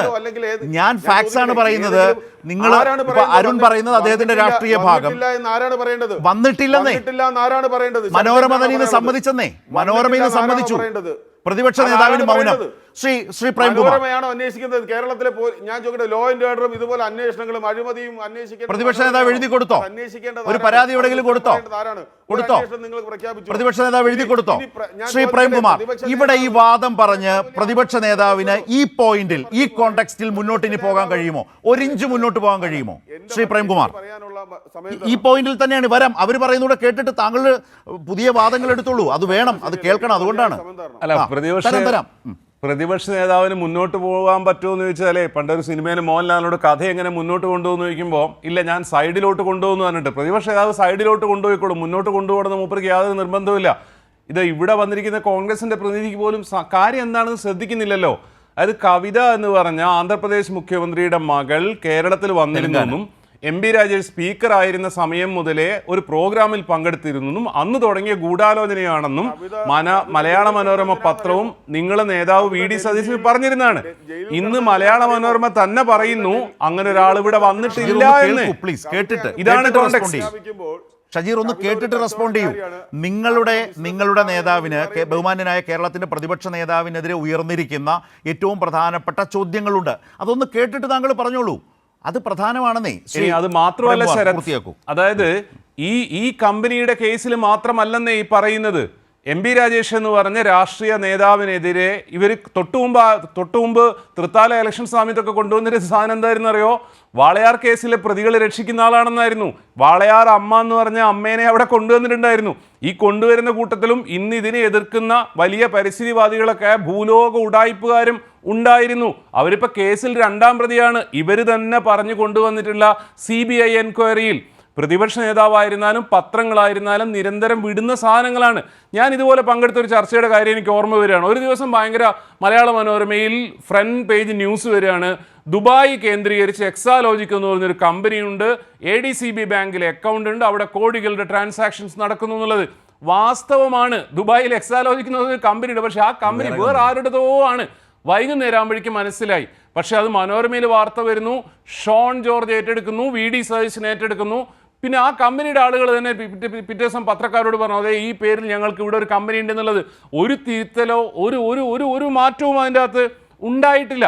പിന്നെ ഇത്തരം കാര്യങ്ങളിലൊക്കെ വലിയ എന്താ പറയുക പാണ്ഡിത്യമുള്ള രീതിയിൽ ഇതിന് അഭിപ്രായം പറയുന്നു. ഇപ്പൊ എം.എൻ. കാരശ്ശേരിയെ പോലെയുള്ള ആളുകൾ ഡിപ്രഷൻ വന്നാൽ ചിരിച്ചുകൊണ്ടിരുന്നാൽ മതി എന്ന് വീഡിയോ ചെയ്ത മനുഷ്യനാണ്. അത് താൻ പറയുന്ന കാര്യങ്ങളെ പറ്റി ബേസിക്കായ മനസ്സിലാക്കലുകളില്ലാത്ത വെള്ളം വെള്ളം വെള്ളം ഇങ്ങനെ പറഞ്ഞുകൊണ്ടിരിക്കുന്നില്ലേ. എൻ്റെ സുഹൃത്തെ, ബാംഗ്ലൂർ ജില്ലയിൽ ശരാശരി ആനുവൽ റെയിൻഫോൾ എന്നുള്ളത് 100 സെന്റിമീറ്റർ ആണ്. നിങ്ങൾ നോക്കൂ, ഗൂഗിളിൽ നോക്കൂ, അല്ലെങ്കിൽ BRM ഷഫീർ പറഞ്ഞ വിക്കിപീഡിയയിൽ നോക്കൂ, 100 സെന്റിമീറ്റർ ആണ്. പാലക്കാട് 220 ആണ്. കേരളത്തിലെ ആവറേജ് റെയിൻഫോൾ 300-ന് മുകളിലാണ്. എന്നിട്ട് മാത്രമല്ല, അവിടെ കിണറിലെ വെള്ളമോ ഭൂഗർഭജലമോ എടുക്കില്ല എന്ന് കൃത്യമായിട്ട് പറയുന്നു. വെള്ളം എടുക്കുന്നു എന്നുള്ളതല്ലാതെ വേറെ എന്താണ് പ്രശ്നം? എന്താണ് പ്രശ്നം നിങ്ങൾ പറയണ്ടേ? അത് പറയില്ല. പിന്നെന്താണെന്നറിയോ, പഞ്ചായത്തിൽ എന്തിനാണ് 12 ലക്ഷം രൂപ മുടക്കി അവിടെ വെള്ളം കൊണ്ടുവരുന്നത് എന്തിനാണ്? ഇയാൾ എന്താണ് ഈ പറയുന്നത്? 12 ലക്ഷം രൂപ മുടക്കി ജലവിതരണം നടത്തുന്നത് എന്തിനാണ്? നിങ്ങൾ ഈ പറഞ്ഞതുപോലെ വലിയ റെയിൻ ഹാർവെസ്റ്റിംഗ് ഉണ്ടെങ്കിൽ അത്രയും വലിയ, ഞാൻ ചോദിക്കട്ടെ, അത്രയും ബാധിക്കപ്പെട്ട ഒരു പ്രദേശമല്ലേ അത്? ഞാൻ ചോദിക്കട്ടെ, 12 ലക്ഷം രൂപയാണ് എലപ്പള്ളി പഞ്ചായത്ത് കുടിവെള്ളത്തിന് വേണ്ടി മുടക്കുന്നത്. നിങ്ങൾ പറയുന്നത് ആവശ്യത്തിലധികം വെള്ളം കിട്ടുന്നെങ്കിൽ പണം മുടക്കിയതെന്താണ്? എന്റെ സുഹൃത്തെ, കേരളത്തിലെ എല്ലാ ഗ്രാമങ്ങളിലും ഒരുവിധപ്പെട്ട എല്ലാ വീടുകളിലും ജലവിഭവ വകുപ്പ് വെള്ളം വിതരണം ചെയ്യുന്നുണ്ട്. കൊണ്ടുവരുന്ന ആ പദ്ധതി പ്രദേശത്തിന്റെ അവിടുത്തെ കാര്യമാണ് പറയുന്നത്. നിങ്ങൾ എന്ത് പഠനം നടത്തിയിട്ടാണ് അവിടെ കൊണ്ടുവരുന്നത് എന്നുള്ളതാണ് ഏറ്റവും പ്രധാനപ്പെട്ട ചോദ്യം. നിങ്ങൾ ഈ നാട്ടിലെ ജനങ്ങൾ ചൂഷണം ചെയ്യാൻ കുത്തക മുതലാളിമാർക്ക് തീരെഴുതി കൊടുക്കുകയല്ലേ? അതാണ് അഴിമതി എന്ന് പറയുന്നത്. നമ്മൾ ഫാക്സ് വെച്ച് സംസാരിക്കുമ്പോൾ നമ്മൾ കേവലം രാഷ്ട്രീയ പ്രസംഗത്തിലേക്ക് ചർച്ചകളെ പരിമിതപ്പെടുത്തരുത് എന്ന് അതുമായി ബന്ധപ്പെട്ട ഒരു അഭ്യർത്ഥന അതാണ്. ഇല്ല ഷജീർ, ഇതിൽ നോക്കൂ, പ്രതിപക്ഷ നേതാവിന്റെ ഇപ്പോഴത്തെ സിറ്റുവേഷൻ ഷജീറിനോട് തന്നെയാണ്. പ്രതിപക്ഷ നേതാവിൻ്റെ ഇപ്പോഴത്തെ സിറ്റുവേഷൻ എന്താണ്? കേരളത്തിൻ്റെ എക്സൈസ് മന്ത്രിക്കെതിരെ ഒരു ഗുരുതര ആരോപണം ഉന്നയിക്കുന്നു. അതിനൊരു പശ്ചാത്തലമുണ്ട്. കവിതയെക്കുറിച്ച് ഇപ്പോൾ പറഞ്ഞാൽ അവർ ദില്ലിയിൽ ജയിലിൽ കിടന്നാണ്. കേന്ദ്ര ഏജൻസി EDയുടെയും മറ്റും കേസുമായി ബന്ധപ്പെട്ടൊക്കെ ജയിലിൽ കിടന്ന ഒരു പശ്ചാത്തലമുണ്ട്, ദില്ലി മദ്യനയ കേസുമായി ബന്ധപ്പെട്ട്. അങ്ങനെ ഒരാൾ 2022 വന്നു എന്നൊരു സൂചന കിട്ടുന്നു. ഉടനെ അത് വെച്ചിട്ട് ഇതുമായി കണക്ട് ചെയ്യുന്നു. അന്ന് സ്പീക്കറാണ് MP രാജേഷ്, മന്ത്രി പോലുമല്ല. അത് കഴിഞ്ഞ് ഒരുപാട് രാഷ്ട്രീയ സാഹചര്യങ്ങൾ മാറി. അന്ന് കോടിയേരി CPMന്റെ സംസ്ഥാന സെക്രട്ടറിയാണ്. അദ്ദേഹത്തിന്റെ മരണത്തെ തുടർന്ന് MV Govindan master party secretary ആയപ്പോഴാണ് മന്ത്രിസഭ, താങ്കളോട് തന്നെയാണ് സർ, മന്ത്രിസഭയിൽ മാറ്റം വരുന്നത്, സ്പീക്കർ മന്ത്രിയാവുന്നത്. അങ്ങനെ വരുന്ന MP രാജേഷിന് കൃത്യം കിട്ടാൻ പോകുന്ന വകുപ്പ് ഇതാണെന്നും കോടിയേരിയുടെ മരണത്തെ തുടർന്ന് ഇങ്ങനെയൊക്കെ സംഭവിക്കാൻ പോകുന്നതൊക്കെ മനസ്സിലാക്കിക്കൊണ്ടാണ് ഇതൊക്കെ വരുന്നതെന്നുള്ള മട്ടിലേക്ക് അന്നത്തെ ഒരു സാഹചര്യം മനസ്സിൽ കണ്ടുകൊണ്ട് ഒരു ആരോപണം അങ്ങ് ഉന്നയിക്കുകയാണ്. പക്ഷേ വസ്തുതയല്ല. കോൺഗ്രസ്സുകാർ ചോദിക്കുന്ന ചോദ്യമുണ്ട്. എന്താ അറിയോ, കേരളം, ഞാൻ ചോദിക്കട്ടെ, അതിനുള്ള മറുപടിയാണ് പറയുന്നത്. അതിനുള്ള മറുപടിയാണ് പറയുന്നത്. നിങ്ങൾ തെറ്റിദ്ധരിക്കുന്നു. കേരളം ഭരിക്കുന്നത് ഇതുപോലെ മന്ത്രിമാരല്ല, അത് ഭരിക്കുന്നത് കൃത്യമായി പിണറായി വിജയനും ബന്ധപ്പെട്ട അനുബന്ധ ഘടകങ്ങളുമാണ്. റിയാസ് അടക്കമുള്ള ആളുകളാണ്. ബാക്കിയുള്ളവർക്കൊന്നും ഒരു റോളും ഇല്ല. ഇനി MP രാജേഷിനെ വന്ന് കാണേണ്ട കാര്യമുണ്ടോ? അങ്ങനെയാണെങ്കിൽ MP രാജേഷിനെ ഞാൻ ചോദിക്കട്ടെ, MP രാജേഷിനെ നോക്ക് കുത്തിയാക്കിയിട്ടാണ് ഡ്രൈഡേ മാറ്റാൻ വേണ്ടി റിയാസ് തീരുമാനം എടുക്കുന്നത്. MP രാജേഷിന് എന്ത് റോളാണ് ഇരിക്കുന്നത്? നടപടിയിലും അതാണ്, ഒരു റോളും ഇല്ല. നിങ്ങളുടെ പ്രതിപക്ഷ നേതാവ് മന്ത്രിക്കെതിരെ ആരോപണം ഉന്നയിക്കുന്നു, ആ മന്ത്രിക്ക് ഒരു കാര്യമില്ലെന്ന് നിങ്ങൾ പറയുന്നു. റിയാസ് അടക്കമുള്ള ആളാണ്. അവരെല്ലാം പാവകളാണ്. അതെല്ലാം പാവകളാണ്. ഇനി ഇവരെല്ലാം പാവകളാണ്. ഇനി ഏറ്റവും രാഷ്ട്രീയവും വ്യക്തിപരമായ ആക്ഷേപം കൂടി ഉള്ളതുകൊണ്ടാണ്. വരുന്നു. നേരത്തെ താങ്കൾ പറഞ്ഞ പോയിന്റിലേക്കാണ് വീണ്ടും കടക്കുന്നത്. അതിനു മുമ്പ് അരുണിലേക്ക്. അരുൺ, ഇന്നത്തെ ദിവസം ഈ വിഷയം ചർച്ച ചെയ്യുമ്പോൾ കേരളത്തിന്റെ പ്രതിപക്ഷ നേതാവ് ഒരു ആരോപണം ഉന്നയിച്ച് അടപടലം പൊളിഞ്ഞു നിൽക്കുകയാണോ? അതിന് നമ്മൾ വേറെ ഏതെങ്കിലും തരത്തിലുള്ള മറുവാദങ്ങൾ കൊണ്ട് അദ്ദേഹത്തിനുണ്ടായ ഒരു സ്റ്റേജിൽ നിന്ന് അദ്ദേഹത്തിന് മറികടക്കാൻ കഴിയുമോ? അത് പറയുമ്പോൾ ഈ സർക്കാരിലെ മന്ത്രിമാരെ വളരെ ഇകഴ്ത്തിക്കാട്ടുന്ന നിലയിലേക്കുള്ളൊരു ഒരു പൊളിറ്റിക്കൽ പൊസിഷൻ എടുത്ത് UDF ചർച്ചയിൽ മുന്നോട്ട് പോയാൽ അവർക്ക് ഒരു സ്പേസ് ഉണ്ടാകുമോ? അവർ പറയുന്നത് ജനങ്ങൾക്കിടയിൽ ഏത് നിലയിൽ അവർക്ക് ജനങ്ങൾ സ്വീകരിക്കും? LDF പ്രതിനിധി എന്ന നിലയിൽ അരുൺ എന്ത് പറയുന്നു? അരുൺ അതിനുശേഷം വരാം, ഷജീറിലേക്ക് വരാം. ആ പറഞ്ഞ ആക്ഷേപങ്ങളെ കുറിച്ച് അരുൺ അദ്ദേഹത്തോടൊന്നും മിണ്ടാതിരിക്കാൻ പറയണം. ഷജീർ വരാം. സ്ഥിരം ശൈലി വരാം. അല്ല, ജനങ്ങൾക്ക് ഇത് കേൾക്കണമല്ലോ. അദ്ദേഹം സംസാരിക്കുമ്പോൾ നമ്മൾ ആരും മിണ്ടുന്നില്ല. ഇതിപ്പോ ഞാൻ കൃത്യമായി പറഞ്ഞല്ലോ, ഏറ്റവും ആദ്യം ഇവിടെ മദ്യനയത്തിന് വിരുദ്ധമാണെന്നുള്ള പ്രചരണം, ടെൻഡർ വിളിച്ചില്ലെന്നുള്ള പ്രചരണം, അതിനുശേഷം പഞ്ചായത്തിനെ അറിയിച്ചില്ലെന്നുള്ള പ്രചരണം, അതിനുശേഷം ഇവിടെ പറഞ്ഞു വലിയ തരത്തിൽ ജലചൂഷണമുണ്ടെന്നുള്ള പ്രചരണം. അതിനുശേഷം രഹസ്യ തീരുമാനമെടുത്തു. ഞാൻ രഹസ്യരേഖകൾ ഹാജരാക്കുന്നു എന്ന് പറഞ്ഞ തീരുമാനം. അതുപോലെ തന്നെ കവിത വന്ന് ഇവിടെ എക്സൈസ് മന്ത്രിയുമായിട്ട് ചർച്ച നടത്തി. അന്ന് സ്പീക്കറായിരിക്കുമ്പോഴാണ് ആ ചർച്ച നടത്തി എന്നുള്ള ആരോപണം. ഇതെല്ലാം പൊളിഞ്ഞു പാളീസായി എന്നും ഒരു 2 ദിവസം പോലും പൊതുമണ്ഡലത്തിൽ ഒരു ചർച്ചയാക്കാൻ പറ്റാത്ത ആരോപണമാണെന്നും പ്രതിപക്ഷ നേതാവും മുൻ പ്രതിപക്ഷ നേതാവും ആരാണ് യഥാർത്ഥ പ്രതിപക്ഷ നേതാവ് എന്ന് സ്ഥാപിച്ചെടുക്കാൻ വേണ്ടി നടത്തുന്ന നുണപ്രചരണമാണെന്നും ബോധ്യപ്പെട്ടു. പിന്നെ കോൺഗ്രസിന്റെ പ്രതീതി വന്ന് എന്തൊക്കെയാ പറയുന്നത്? ജലചൂഷണവുമായി ബന്ധപ്പെട്ട് ഭൂഗർഭജലത്തിന്റെ ഒരു തുള്ളി പോലും എടുക്കുന്നില്ല എന്ന് കൃത്യമായി പറഞ്ഞില്ലേ? ഇപ്പൊ ഇദ്ദേഹം പറയാണ് പഞ്ചാബിൽ ആ കേസ് ഈ കേസ്. ഞാൻ ചോദിക്കട്ടെ, പഞ്ചാബിൽ ഒയാസിസിന് പ്രവർത്തനാനുമതി കൊടുക്കുമ്പോ പഞ്ചാബ് ഭരിച്ചിരുന്നത് ആരാ? സാക്ഷാൽ ഇന്ത്യൻ നാഷണൽ കോൺഗ്രസ്, താങ്കളുടെ പാർട്ടിയാണ്. അതുപോലെ ഹരിയാനയിൽ ആരാണ് ഒയാസിസിന് അനുവാദം കൊടുത്തത്? താങ്കളുടെ പാർട്ടിയാണ്, കോൺഗ്രസ് ആണ് ഹരിയാനയിൽ അനുവാദം കൊടുത്തത്. രാജസ്ഥാനിൽ ഒയാസിസിന് അനുവാദം കൊടുത്തത് ആരാ? കോൺഗ്രസ് ഭരിക്കുമ്പോഴാണ്. അതുപോലെ തന്നെ മധ്യപ്രദേശിൽ ഒയാസിസിന് പ്രവർത്തനാനുമതി കൊടുത്തത് ആരാണ്? കോൺഗ്രസ് ഭരിക്കുമ്പോഴാണ്. ഉത്തർപ്രദേശിൽ മാത്രമാണ്. എന്റെ മിസ്റ്റർ, നിങ്ങളൊന്ന് കേൾക്കൂ, ക്ഷമ കാണിക്കൂ, അവിടുത്തെ സർക്കാരിന്റെ നയമാണ്. ഒരു മര്യാദ കാണിക്കൂ, ഒരു മര്യാദ കാണിക്കൂ. ചർച്ചയിലല്ലേ ഇരിക്കുന്നത്? ഇവിടുത്തെ കേരളത്തിലെ മദ്യനയം ഒരു ചർച്ചയിലല്ലേ ഇരിക്കുന്നത്? ഒരു സാമാന്യ മര്യാദ കാണിക്കൂ മിസ്റ്റർ. ശരി ഷജീർ, ശരി, ആ മദ്യനയത്തെ കുറിച്ച് അരുൺ പറയൂ. ചോദ്യം അതാണ്. അവിടെ അതാകാം, അതാണ് അവിടുത്തെ മദ്യനയം, ഇവർക്ക് ഓക്കെയാണ്. ഇവിടത്തെ മദ്യനയം അതാണോ എന്നാണ് ആ ചോദ്യം. അരുണിന്റെ മറുപടി വേണം ഷജീറിന്റെ ചോദ്യം. ഓരോ സംസ്ഥാനത്തും മനസ്സിലായി, ക്ലിയർ ആണ്. ഇവിടത്തെ മദ്യനയം 2022-23 സജീർ, താങ്കൾ നേതൃത്വ കോൺഗ്രസ് ഭരിക്കുന്ന കർണാടകത്തിലെ മദ്യനയം അല്ല ഇവിടെ മദ്യനയം. അവിടെ ഡിസ്റ്റിലറികളും ബ്രൂവറികളും എല്ലാം നടത്തുന്നത് മാനവ വിഭവ മന്ത്രിയും അതുപോലെ തന്നെ ശിശുക്ഷേമ മന്ത്രിയും കോൺഗ്രസിന്റെ മന്ത്രിമാരടക്കമുള്ളവരാണ്. അത്തരത്തിലുള്ള മദ്യ രാജാക്കന്മാരുടെ സ്ഥാപനത്തിൽ നിന്നാണ് കേരളത്തിലേക്ക് വർഷങ്ങളായി ഇത്തരത്തിലുള്ള മദ്യവും അസംസ്കൃത വസ്തുവും എല്ലാം വരുന്നത്. അത്തരത്തിൽ വരുന്നത് അവസാനം ഏതെങ്കിലും കർണാടക, ഇപ്പൊ മഹാരാഷ്ട്രയിൽ നിന്ന് 2.68 കോടി ലിറ്റർ ആണ് ഒരു വർഷം കേരളത്തിലേക്ക് ഇത്തരത്തിൽ ഡിസ്റ്റിലറികൾ വഴി വരുന്നത്. കർണാടകത്തിൽ നിന്നാണെങ്കിൽ 2.24 കോടി ലിറ്റർ. ഇതെല്ലാം കോൺഗ്രസിന് വളരെയധികം നേതാക്കന്മാരുടെ സ്ഥാപനത്തിൽ നിന്നാണ് വരുന്നത്. അത് ആയിക്കോട്ടെ എന്ന് അരുൺ, അതാണ് അദ്ദേഹം പറഞ്ഞത്. ആയിക്കോട്ടെ, അതിനെന്താ കുഴപ്പം? എന്താ പറയണേ? അനുവാദം തരണമെന്ന് പറഞ്ഞാണോ നിങ്ങളുടെ പ്രകടന പത്രിക മുമ്പോട്ട് വെച്ചത്? നിങ്ങൾ ഇലക്ഷന് നേരിട്ടത് അങ്ങനെയാണോ? അതാണ് എന്റെ ചോദ്യം. അടുത്ത ചോദ്യം. സ്പിരിറ്റ് ഉണ്ടാക്കാനും കർണാടക പോലെ മദ്യം നിർമ്മിക്കാനും സ്പിരിറ്റ് ഉണ്ടാക്കാനും ഞങ്ങൾക്ക് അനുവാദം തരണമെന്ന് പറഞ്ഞാണോ? ചോദ്യം ഷജീറിന്റെ ചോദ്യം. ഞാൻ കൃത്യമായി പറഞ്ഞല്ലോ. ഷജീറിന്റെ ചോദ്യം നിങ്ങളുടെ തോന്നിയാസം കാണിക്കുന്നതല്ലോ. ഷജീറിന്റെ ചോദ്യം. 2020 മിസ്റ്റർ, ചോദ്യം ചോദിച്ചാൽ ഉത്തരം കേൾക്കാനുള്ള മര്യാദ കാണിക്ക്. ഒരു മര്യാദ ഇല്ല ഇതിന്. 2022-2023 മദ്യനയത്തിൽ കൃത്യമായി തന്നെ ഗവൺമെന്റ് പ്രഖ്യാപിച്ചു, ഇന്നതാണ് ഞങ്ങളുടെ മദ്യനയം. താങ്കൾ കേൾക്കൂ മിസ്റ്റർ, ഒരു മര്യാദ കാണിക്കൂ. ഇന്ത്യൻ നിർമ്മിത വിദേശ മദ്യവും ബിയറും മറ്റ് സംസ്ഥാനങ്ങളിൽ നിന്നാണ് ഇറക്കുമതി ചെയ്യുന്നത്. നിങ്ങൾ പറഞ്ഞത് എന്താണ് ഷജീർ? ഇത് ഷജീർ, നിങ്ങൾ പറഞ്ഞത് കേട്ടു, അദ്ദേഹം മറുപടി പറയാണ്. ഇറക്കുമതി ചെയ്യുകയാണ്. നിങ്ങൾ പറഞ്ഞതിന് മറുപടിയാണ് പറയുന്നത്. നിങ്ങൾ പറഞ്ഞതിന് മറുപടി പറയാണ്. അതിന് ക്ഷമയോടെ കേട്ടിരിക്കും. ഇടയിൽ കയറി പറയരുത്. കേൾക്കാനാവില്ല ഷജീർ, കേൾക്കാനാവില്ല. പ്ലീസ് അരുൺ, നിങ്ങൾ ഇടയിൽ കയറി ഷജീർ സംസാരിക്കരുത്. നിങ്ങൾ ചോദ്യങ്ങൾ ചോദിക്കുന്നു, അതിന് മറുപടി പറയാൻ. നിർമ്മിക്കുന്ന ഇന്ത്യൻ നിർമ്മിത വിദേശ മദ്യത്തിൽ നല്ലൊരു പങ്ക് സംസ്ഥാനത്തിന് പുറത്തുനിന്നുള്ള മദ്യ ഉൽപാദന കമ്പനികൾ കേരളത്തിലെ ഡിസ്റ്റിലറികളിലൂടെ ടൈപ്പ് വഴി നിർമ്മിക്കുകയാണ്. അതുമൂലം സംസ്ഥാനത്തിനുണ്ടാകേണ്ട വരുമാനവും സൃഷ്ടിക്കാവുന്ന തൊഴിലവസരങ്ങളും നഷ്ടപ്പെടുകയാണ്. കേരളത്തിന് ആവശ്യമായ ഇന്ത്യൻ നിർമ്മിത വിദേശ മദ്യമോ ബിയറോ ഇവിടെ ഉൽപ്പാദിപ്പിക്കാൻ കഴിയുന്നില്ല. അതിനുള്ള പരിഹാരം കേരളത്തിൽ നിലവിലുള്ള സ്ഥാപനങ്ങളിൽ ഉൽപാദനം വർദ്ധിപ്പിക്കുക, പുതിയ യൂണിറ്റുകൾ ആരംഭിക്കുക എന്നതാണ്. അതുവഴി കൂടുതൽ തൊഴിലവസരം സൃഷ്ടിക്കാൻ കഴിയും.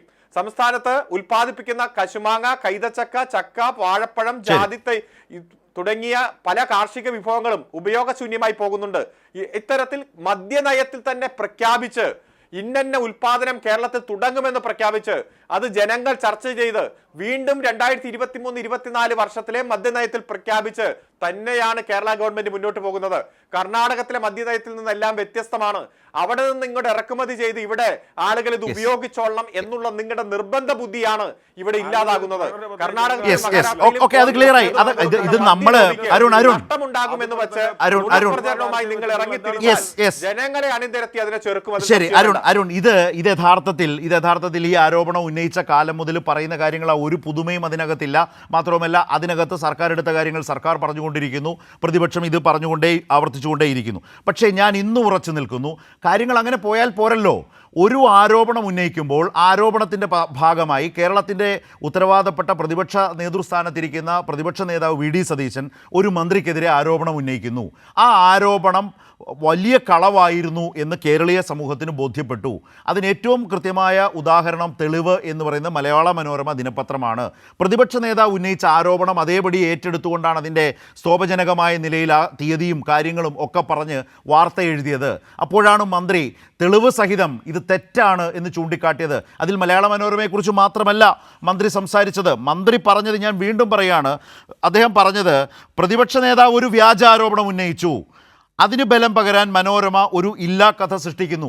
അപ്പോൾ മനോരമ അത് അക്സെപ്റ്റ് ചെയ്തുകൊണ്ട് ഞങ്ങൾക്ക് തെറ്റിയതാ. ഇപ്പോൾ കാണുന്ന ഭാഗത്തിൻ്റെ അവസാന വരി അതാണ്, കവിത പങ്കെടുത്തുവെന്ന് തെറ്റായി ചേർക്കാനിടയായതിൽ ഖേദിക്കുന്നു എന്ന് പറഞ്ഞ് മലയാള മനോരമ അവരുന്നയിച്ച വാർത്തയിൽ നിന്നും അതും ഒരു തരത്തിൽ ആരോപണമാണല്ലോ, അവർ പിൻവാങ്ങുന്നു.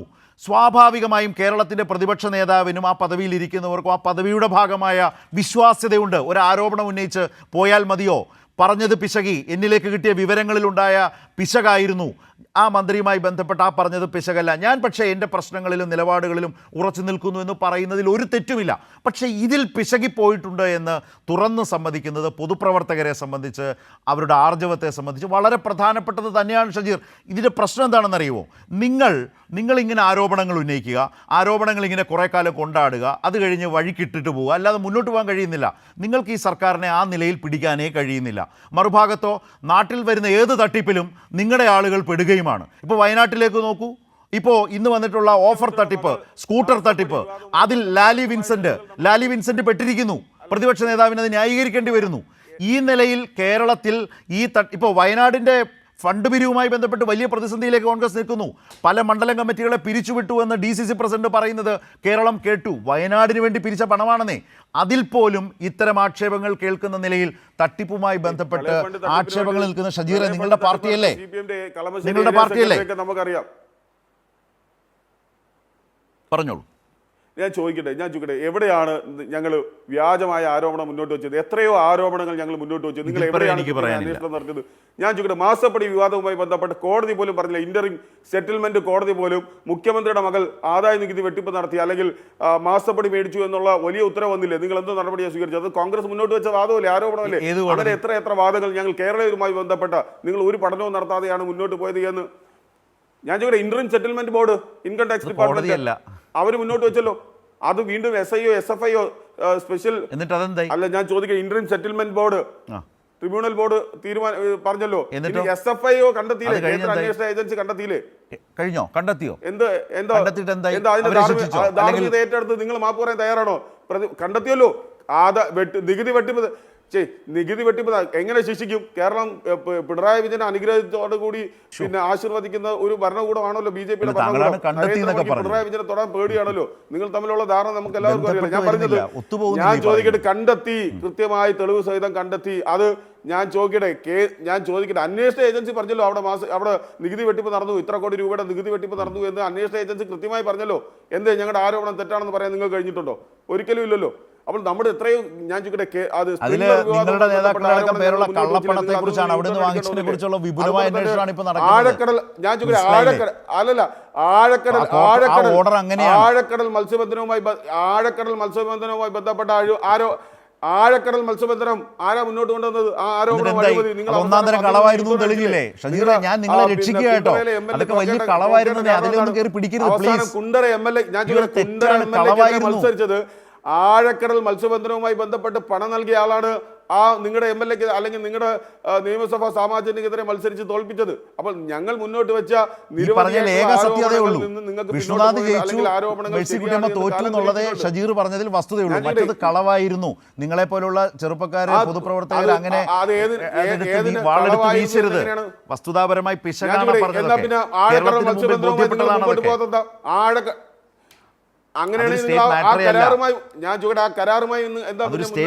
ആഴക്കടൽ മത്സ്യബന്ധനം എന്നൊക്കെ പറയുന്നത് സെൻട്രൽ ഇഷ്യൂ ആണ്.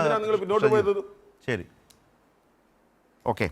ഞാൻ ശ്രീ പ്രേംകുമാർ, ഇതിൽ MP രാജേഷ് വളരെ ഒരു നല്ല വാൽകഷ്ണം എന്ന് പറഞ്ഞിട്ട് ആ പോസ്റ്റിൽ ഒരു ഫണ്ണ് വെച്ചിട്ടുണ്ട്. സംഗതി ഫണ്ണാണെങ്കിലും പക്ഷേ കുറുക്കി കൊള്ളുന്നതാണ് ഈ കാണിച്ചു കൂട്ടുന്നതൊക്കെ വെച്ച്. അദ്ദേഹം പറയുന്നൊരു കാര്യമുണ്ട്. കുട്ടിക്കാലത്ത് കുടുംബത്തോടൊപ്പം കുറച്ചു കാലം ഹൈദരാബാദ് നഗരത്തിൽ താമസിച്ചിട്ടുണ്ട്. അന്നു മുതലേ തുടങ്ങിയതാണ് എഥനോൾ പ്ലാന്റ് നിർമ്മിക്കാനുള്ള ഗൂഢാലോചന എന്ന് പറഞ്ഞ് വാർത്ത കൊഴുപ്പിക്കാവുന്നതാണ്. ഈ നിലയാണ് ചർച്ചയ്ക്കായാലും വാർത്തയ്ക്കായാലും.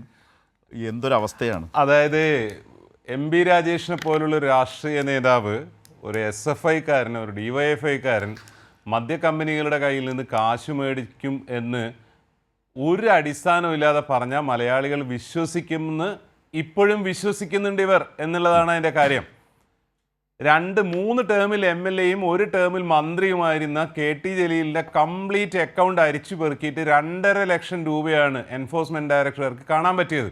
ED-യുടെ ഉദ്യോഗസ്ഥന്മാർ KT ജലീലിനോട് ചോദിച്ചിരുന്നു, അയ്യേ ഞങ്ങളാകെ ചമ്മിപ്പോയി, കാരണം നോർത്തിലൊക്കെ അവർ പോയാൽ 1000 കോടി 1500 കോടിയൊക്കെയാണ് കാണുക. അതേമാതിരിയാണ് ഞാൻ പറഞ്ഞ MP രാജേഷിനെതിരെ ആദ്യത്തെ അല്ല ഇത്. വാളയാർ കേസിൽ ഇൻവോൾവ് ചെയ്തു എന്ന് പറഞ്ഞു, ഇതിൽ നിന്ന് കൈക്കൂലി വാങ്ങിച്ചു എന്ന് പറഞ്ഞു. എന്നാൽ പറയുന്ന കാര്യത്തിൻ്റെ എന്തെങ്കിലും ഒരു തെളിവ്, എന്തെങ്കിലും ഒരു അടിസ്ഥാനം, അതിനുള്ള യാതൊരു ഉത്തരവാദിത്വമില്ല. അതിൽ വിചിത്രമായി തോന്നി ഇത് ഉന്നയിക്കുന്ന ആളുകൾ അല്ലാത്ത മേഖലയിൽ ഇവർ കാണിക്കുന്ന സൂക്ഷ്മതയൊക്കെ ഉണ്ടല്ലോ. VD സതീശൻ എന്ന് പറഞ്ഞാൽ വളരെ ക്രിസ്റ്റൽ ക്ലിയർ ആയിട്ട് പഠിച്ചു മാത്രം സംസാരിക്കുന്ന. ഞാനിവിടെ വരുന്നതിന് മുമ്പ് തിരുവനന്തപുരത്ത് ഉച്ചയ്ക്ക് VD സതീശൻ പുസ്തക വായനയെ പറ്റിയുള്ള അദ്ദേഹത്തിൻ്റെ പ്രോഗ്രാം കേൾക്കുകയായിരുന്നു. എന്ന് മനോഹരമായിട്ടാണ് സംസാരിക്കുന്നത്. പക്ഷേ പൊളിറ്റിക്സ് സാധനങ്ങളുടെ അകത്തേക്ക് വരുമ്പം യാതൊരു അടിസ്ഥാനവും ഇല്ലാതെ പറയുന്നു. പിന്നെ ഒരു കാര്യത്തിൽ അവർ സത്യസന്ധരാണ്. പ്രതിപക്ഷ നേതാവ് ആദ്യം ചോദിച്ചൊരു ചോദ്യമുണ്ട്, എത്ര കിട്ടി എന്ന് പറയണം MP രാജേഷ് എന്ന്. അത് ശീലമാണ് കൃത്യമായിട്ട്. കോൺഗ്രസ്സുകാരെ സംബന്ധിച്ചിടത്തോളം പാലക്കാടാവട്ടെ കേരളത്തിലാവട്ടെ എവിടെയാവട്ടെ 600 കോടി രൂപയുടെ ഒരു ഇൻവെസ്റ്റ്മെൻറ്റ് വരുന്നു. അതും മദ്യക്കച്ചവടമാണെങ്കിൽ പ്രത്യേകിച്ചും അവരുടെ വളരെ പ്രധാനപ്പെട്ട മന്ത്രിമാർക്കും MP-മാർക്കും ഒക്കെ അവർ ഗംഭീരമായി നടത്തിക്കൊണ്ടിരുന്ന കാര്യമാണ് കള്ള് കച്ചവടം എന്നുള്ളത്. അതിൽ നിന്ന് കൈക്കൂലി വാങ്ങാതെ ചെയ്യുക എന്നുള്ളത് അവർക്ക് സങ്കല്പിക്കാൻ പറ്റില്ല. ഇവർ കേരളത്തിലെ ബാർ മുതലാളിമാരോട് ചോദിച്ചാൽ അറിയാം. LDF-ന്റെ മിനിസ്റ്റേഴ്സ്, LDF ഭരിക്കുന്ന കാലത്ത് എക്സൈസ് വകുപ്പ്, അതിൻ്റെ ഉദ്യോഗസ്ഥന്മാരിൽ വരെ ഉണ്ടാവുന്ന മാറ്റം എങ്ങനെയാണെന്നുള്ളത് ബാർ മുതലാളിമാർ തുറന്നു പറയും. 5 നയ പൈസ കൊടുക്കേണ്ട ആവശ്യം വരില്ല എന്നുള്ളത്. ഇതാണ് യാഥാർത്ഥ്യം. ഇത് സാധാരണ ആൾക്കാർക്ക് അറിയുന്നതാണ്. ഇത്തരത്തിൽ നിരന്തരം ഒരിടത്തും എത്താത്ത ആരോപണങ്ങൾ മനോരമ പോലുള്ള മാധ്യമങ്ങളുടെ ഒരു മാധ്യമം മാത്രമല്ല, മൊത്തം കോർപ്പറേറ്റ് മീഡിയയുടെ സപ്പോർട്ടോടെ നിരന്തരം ചെയ്യുകയും ഇളിഭ്യരാവുകയും ചെയ്യുന്നതിലൂടെ നിങ്ങൾക്ക് യാതൊരു സംശയവും വേണ്ട, മൂന്നാമത്തെ ഒരു ടേമും കൂടെ LDF-ന് സമ്മാനിച്ചുകൊണ്ടിരിക്കുകയാണ് ഇവർ. അതിനെ മൂന്നാമത്തെ ടേമും കൂടെ ഭരണത്തിൽ വന്നാൽ പാർട്ടിയിലും അതിന്റെ സംഘടനാ സെറ്റപ്പിൽ ഉണ്ടാകാവുന്ന പ്രശ്നങ്ങൾ എന്ത് എന്നുള്ളത് ആയിരിക്കും ഒരുപക്ഷെ CPM-ന് ചർച്ച ചെയ്യേണ്ടെന്ന് ഞാൻ വിചാരിക്കുന്നു. ഡീസന്റ് ആയ പ്രതിപക്ഷം ഇല്ല എന്നുള്ളതാണ് കേരളത്തിലെ ഏറ്റവും വലിയ പ്രശ്നം. ഷജീർ, ഞാൻ ഇടവേളയിലേക്ക് പോകും മുമ്പ് ഒറ്റ ചോദ്യമുള്ളൂ. ഒറ്റ ചോദ്യം. 1 മണിക്കൂർ നിങ്ങൾ അഴിമതി നടത്തില്ല എന്ന് പറയുന്നവർ 1 മണിക്കൂർ ബാർ പ്രവർത്തിക്കുന്നതിന് രാത്രി 11 മണി വരെ കൂട്ടുന്നതിന് വേണ്ടി ബാർ കോഴ പണപ്പിരിവ് നടത്തിയ എക്സൈസ് മന്ത്രി, ആ വോയിസ് നമ്മളെല്ലാവരും കണ്ടതാണ്. അവരുടെ അസോസിയേഷൻകാർ പറഞ്ഞതെല്ലാം കേട്ടാണ്. എന്ത് അന്വേഷണം നിങ്ങൾ നടത്തി? എവിടെയാണ് എവിടെയാണ് സമയം കൂട്ടിയത്? നിങ്ങൾ എവിടെ തെളിവ് സമയം കൂട്ടിയത്? അന്വേഷിക്കേണ്ടത് എവിടെ സമയം കൂട്ടിയത്? അരുൺ ഇടപെടേണ്ട സമയമാണ്. സമയം കൂട്ടി എന്നൊക്കെ പറയുന്നുണ്ട്.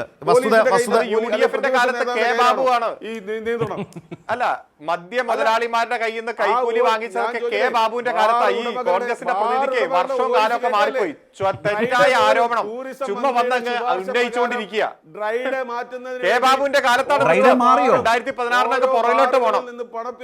ഷജീറെ, അങ്ങനെ പണം ആരോപണങ്ങൾ വീണ്ടും ഉന്നയിച്ചുകൊണ്ടിരിക്കുന്നു. അങ്ങനെയാണെങ്കിൽ ഡ്രൈ ഡേ മാറണം. നമ്മുടെയൊക്കെ അറിവിൽ ഈ കഴിഞ്ഞ ദിവസം ഈ 1-ാം തീയതിയും ഡ്രൈ ഡേ ആയിരുന്നു ഈ നാട്ടിൽ. ഷജീറെ, ഈ നാട്ടിൽ ഈ കഴിഞ്ഞ 1-ാം തീയതിയും ഡ്രൈ ഡേ ആയിരുന്നു. നിങ്ങൾ പറഞ്ഞതുപോലൊക്കെ സംഭവിച്ചിട്ടുണ്ടെങ്കിൽ മാറ്റം ഉണ്ടാകണം. ഒരു മാറ്റവും ഉണ്ടായിട്ടില്ല. അത് പ്രതിപക്ഷമുള്ളത് കൊണ്ടാണ്, അത് ശരി. ശക്തമായി പ്രതിപക്ഷം ഇടപെട്ടത് കൊണ്ടാണ്. അപ്പോ ഷജീർ ഒരു ചോദ്യം, ഒറ്റ ചോദ്യം, അതായത് ഷജീർ ഒന്ന് കേൾക്കൂ. ഷജീറിനോട് ഒരു ചോദ്യമേ ഉള്ളൂ. പ്രതിപക്ഷ നേതാവ് കവിത ഇവിടെ വന്ന് മന്ത്രിയുമായി ഗൂഢാലോചന ഇതിനു വേണ്ടി നടത്തി എന്നാണല്ലോ ആരോപണം.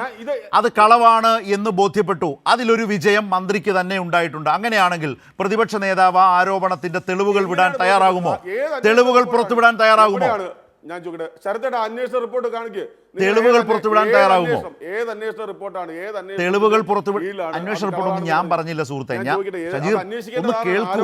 ഒന്ന് കേൾക്കൂ പ്ലീസ്. സംശയം വരത്തില്ലേ? നിങ്ങളോടൊരു ചോദ്യമുണ്ട്. ടെൻഡർ നടപടി പോലും ഷജീർ, ചോദ്യത്തിനെ ഒഴിവാക്കാൻ നമ്മൾ നിരന്തരം വർത്തമാനം പറഞ്ഞുകൊണ്ടിരിക്കുന്നതിൽ ഒരർത്ഥവുമില്ല. ഇന്നത്തെ ദിവസം പ്രതിപക്ഷ നേതാവ് അങ്ങേയറ്റം പ്രതിരോധത്തിൽ നിൽക്കുകയാണ്. അദ്ദേഹം ഒരു ആരോപണം ഉന്നയിച്ചു, അത് കളവാണെന്ന് വന്നു. തെളിവുകൾ പുറത്തുവിടുമോ? UDF പ്രതിനിധിയോട്, കോൺഗ്രസ് പ്രതിനിധിയോട് എന്റെ ചോദ്യം, പ്രതിപക്ഷ നേതാവ് പറഞ്ഞത് കളവാണെന്ന് സമൂഹത്തിന് ബോധ്യപ്പെട്ട സ്ഥിതിക്ക് അദ്ദേഹം ആ ആരോപണത്തിൽ ഉറച്ചു നിൽക്കുന്നുവെങ്കിൽ തെളിവുകൾ പുറത്തുവിടുമോ? മന്ത്രിക്കെതിരായ തെളിവുകൾ പുറത്തുവിടുമോ? ചോദ്യം ചോദ്യം എന്റേതാണ്, ഉത്തരവാണ് പ്രതീക്ഷിക്കുന്നത്. ടെൻഡർ നടപടി പോലും എന്റെ ചോദ്യത്തിൽ അതിന് താങ്കൾ ഈ ചർച്ച വഴിമാറ്റി പോകുന്നതല്ല എന്റെ മറുപടി. താങ്കളുടെ പ്രതിപക്ഷ നേതാവിനെ കുറിച്ച് എന്റെ ചോദ്യം, തെളിവുകൾ പുറത്തുവിടുമോ? മറുപടി ഇതാണ്. ശരത്തയുടെ മറുപടി പറയാൻ സമയത്ത് തെളിവുകൾ പുറത്തുവിടുമോ? അതാണ് ശരത്തയുടെ. ഞാൻ പറയട്ടെ, നിങ്ങളൊന്ന് ക്ഷമയോട് കേൾക്കും. എന്റെ ക്ഷമയോടല്ല, നിങ്ങൾ വേറെന്തൊക്കെയാണ് പറയുന്നത്. കാര്യമാണ് ഞാൻ പറയുന്നത്. അതിന് മറുപടി പറയട്ടെ. പഞ്ചാബിലടക്കം ഇതിൽ പ്രതിപക്ഷ നേതാവ് ഉന്നയിച്ച ആരോപണത്തിൽ തെളിവുകൾ പുറത്തുവിടുമോ? എന്റെ ചോദ്യം കേട്ടില്ല എന്ന് നടിച്ച് ഷജീർ പോരുന്നോ? ഒരു കമ്പനി അത് ഡിസ്കസ് ചെയ്ത പോയിന്റ് ആണ്. ആ ഡിസ്കസ് ചെയ്ത പോയിന്റിൽ രണ്ട് ഭാഗവും വന്നു. ആ ഡിസ്കഷനിൽ രണ്ട് പോയിന്റും വന്നു. ഒറ്റ ചോദ്യമേ ഉള്ളൂ. പ്രതിപക്ഷ നേതാവ് തെളിവുകൾ പുറത്തുവിട്ട് താൻ പറഞ്ഞ ആരോപണം ശരിയാണെന്ന് പറയാൻ സന്നദ്ധനാണോ? ചോദ്യം. തെളിവ് കണ്ടെത്തേണ്ടത് ആരാണ്? ഇത് അന്വേഷിക്കേണ്ടത് ആരാണ്? പ്രതിപക്ഷ നേതാവാണോ? അത് ന്യായമായി അഴിമതിയുണ്ട് എന്ന് ഏത് സാധാരണക്കാരന് മനസ്സിലാവില്ല. ഇതിനകത്ത് പ്രതിപക്ഷ നേതാവ് പറഞ്ഞു 2022 മെയ് 27 അവർ കേരളത്തിൽ പോലും വന്നിട്ടില്ല, കൂടിക്കാഴ്ച നടന്നിട്ടില്ല. അപ്പോൾ പിന്നെ കൂടുതൽ വിവരങ്ങൾ വെളിപ്പെടുത്തേണ്ട ബാധ്യത പ്രതിപക്ഷ നേതാവിനാണ്. നിർമ്മാണശാല കേരളത്തിൽ വരുമ്പോൾ സ്വാഭാവികമായി തോന്നുന്ന സംശയമാണ്. കേരളത്തിൽ വന്നില്ലെന്നല്ലേ വിവരം? അത് കണ്ടെത്തണം. കേരളത്തിൽ അവർ വന്നിട്ടില്ല. അത് പ്രതിപക്ഷ കേരളത്തിൽ അവർ വന്നിട്ടില്ല. അവിടെയാണ് പ്രതിപക്ഷ നേതാവിന് തെറ്റിപ്പോയത്. പ്രതിപക്ഷ നേതാവിന് തെറ്റി. താങ്കൾ ഈ കേൾക്കുന്നില്ല എന്ന് നടിച്ചത് എന്തോ പറഞ്ഞുകൊണ്ടിരിക്കരുത്. സംശയമാണ്. ആ സംശയത്തിന് മറുപടി ഉണ്ടാവണം. അതിന് അന്വേഷണം കേരളത്തിൽ എത്തിയിട്ടില്ല നടന്നിട്ടില്ല എന്ന് എങ്ങനെയാണ് പറയാൻ കഴിയുന്നത്? കേരളത്തിൽ അഴിമതിയുമായി ബന്ധപ്പെട്ടാണ് കവിത അടക്കമുള്ള ആളുകൾ കേരളത്തിൽ സന്ദർശിച്ചിട്ടുണ്ടോ ഇല്ലയോ എന്ന് പരിശോധിക്കണമെന്നും അന്വേഷിക്കണമെന്നും പ്രതിപക്ഷം ഇതിനോടകം വ്യക്തമായി. അവരെത്തിയിട്ടില്ലെന്നേ. നിങ്ങൾ പറഞ്ഞ തീയതികളിൽ അവരെത്തിയിട്ടില്ല കേരളത്തിൽ. അത് സ്പഷ്ടമായി കഴിഞ്ഞു. അവർ കേരളത്തിലേ എത്തിയിട്ടില്ല. പിന്നെ നിങ്ങൾ അതിൻ്റെ പുറത്ത് ആവർത്തിച്ച് പറഞ്ഞാലും ഒരു കേരളത്തിൽ ഉണ്ടായിരുന്നു സ്ഥാപിക്കാൻ കഴിയില്ല. അതുകൊണ്ടാണ് ഞാൻ ചോദിച്ചത്, പ്രതിപക്ഷ നേതാവ് തെളിവുകൾ പുറത്തുവിടുമോ? ആലോചിച്ച് പറഞ്ഞാൽ മതി. അരുൺ, ഏതായാലും മലയാള മനോരമയുടെ ഈ പിന്മാറ്റം, ഖേദപ്രകടനം വലിയ പ്രഹരമാണ് പ്രതിപക്ഷ നേതാവിനെ സംബന്ധിച്ച്. കാരണം ഈ രണ്ടു കൂട്ടരും ഒന്നിച്ചാണ് മന്ത്രി എം പി രാജേഷിനെതിരെ ഒരു ആരോപണം. ആളുകൾ വളരെ ഗൗരവമായി ഇത് ശ്രദ്ധിക്കാം, അല്ലെങ്കിൽ ആളുകളെ തെറ്റിദ്ധരിപ്പിക്കാം, അല്ലെങ്കിൽ പ്രതിപക്ഷത്തിൻ്റെ ഒരു പൊതു മൂവ്മെൻറ്റിനെ, ഇതുമായി ബന്ധപ്പെട്ട മൂവ്മെൻറ്റിനെ കുറെ കൂടി ചലിപ്പിച്ച് മുന്നോട്ട് കൊണ്ടുപോകാൻ കഴിയും വിധം ഒരു പരിശ്രമം നടത്തിയത്. പക്ഷേ അത് വളരെ വ്യക്തമായി തന്നെ ആളുകൾക്ക് ബോധ്യപ്പെടും വിധം, ഇവിടെ വായിട്ടലച്ചതുപോലെ ആ ദിവസങ്ങളിലോ ആ കാലത്തോ ഒന്നും ഇവർ കേരളത്തിലേ വന്നിരുന്നില്ല എന്നുള്ളത് വ്യക്തമായ സാഹചര്യമാണ്. അവിടെ ഇപ്പോൾ പ്രതിപക്ഷ നേതാവിനോട് ഇതേക്കുറിച്ച് ചോദിച്ചാലും അദ്ദേഹം ഒന്നുകിൽ ദേഷ്യപ്പെടും, അല്ലെങ്കിൽ ഒഴിഞ്ഞു മാറും, എന്തും സംഭവിക്കും, അത് എന്തോ ആവട്ടെ. പക്ഷേ പ്രതിപക്ഷ നേതാവിന് അദ്ദേഹത്തിൻ്റെ ഒരു ക്രെഡിബിലിറ്റി ഇഷ്യൂ ഈ കേസിൽ കാര്യമായി സംഭവിച്ചിട്ടുണ്ട്. അദ്ദേഹത്തിന്, ഞാൻ മുമ്പ് ഷജീറിനോട് ചോദിച്ചതുപോലെ, ഇനിയും പറഞ്ഞതിൽ ബോധ്യമുണ്ട് എങ്കിൽ തെളിവ്, ഇപ്പോൾ മന്ത്രി തെളിവ് സഹിതമാണല്ലോ ഇതേക്കുറിച്ച് സംസാരിച്ചത്, അവിടെയാണ് മനോരമയ്ക്ക് വിഡ്രോ ചെയ്യേണ്ടി വന്നത്. പ്രതിപക്ഷ നേതാവ് തെളിവ് വെച്ച് സംസാരിക്കണമോ? ഇനി ഷജീർ പറയുന്നത് അന്വേഷിച്ച് കണ്ടെത്തേണ്ടത് സർക്കാരാണെന്നുള്ള മട്ടിലാണ്.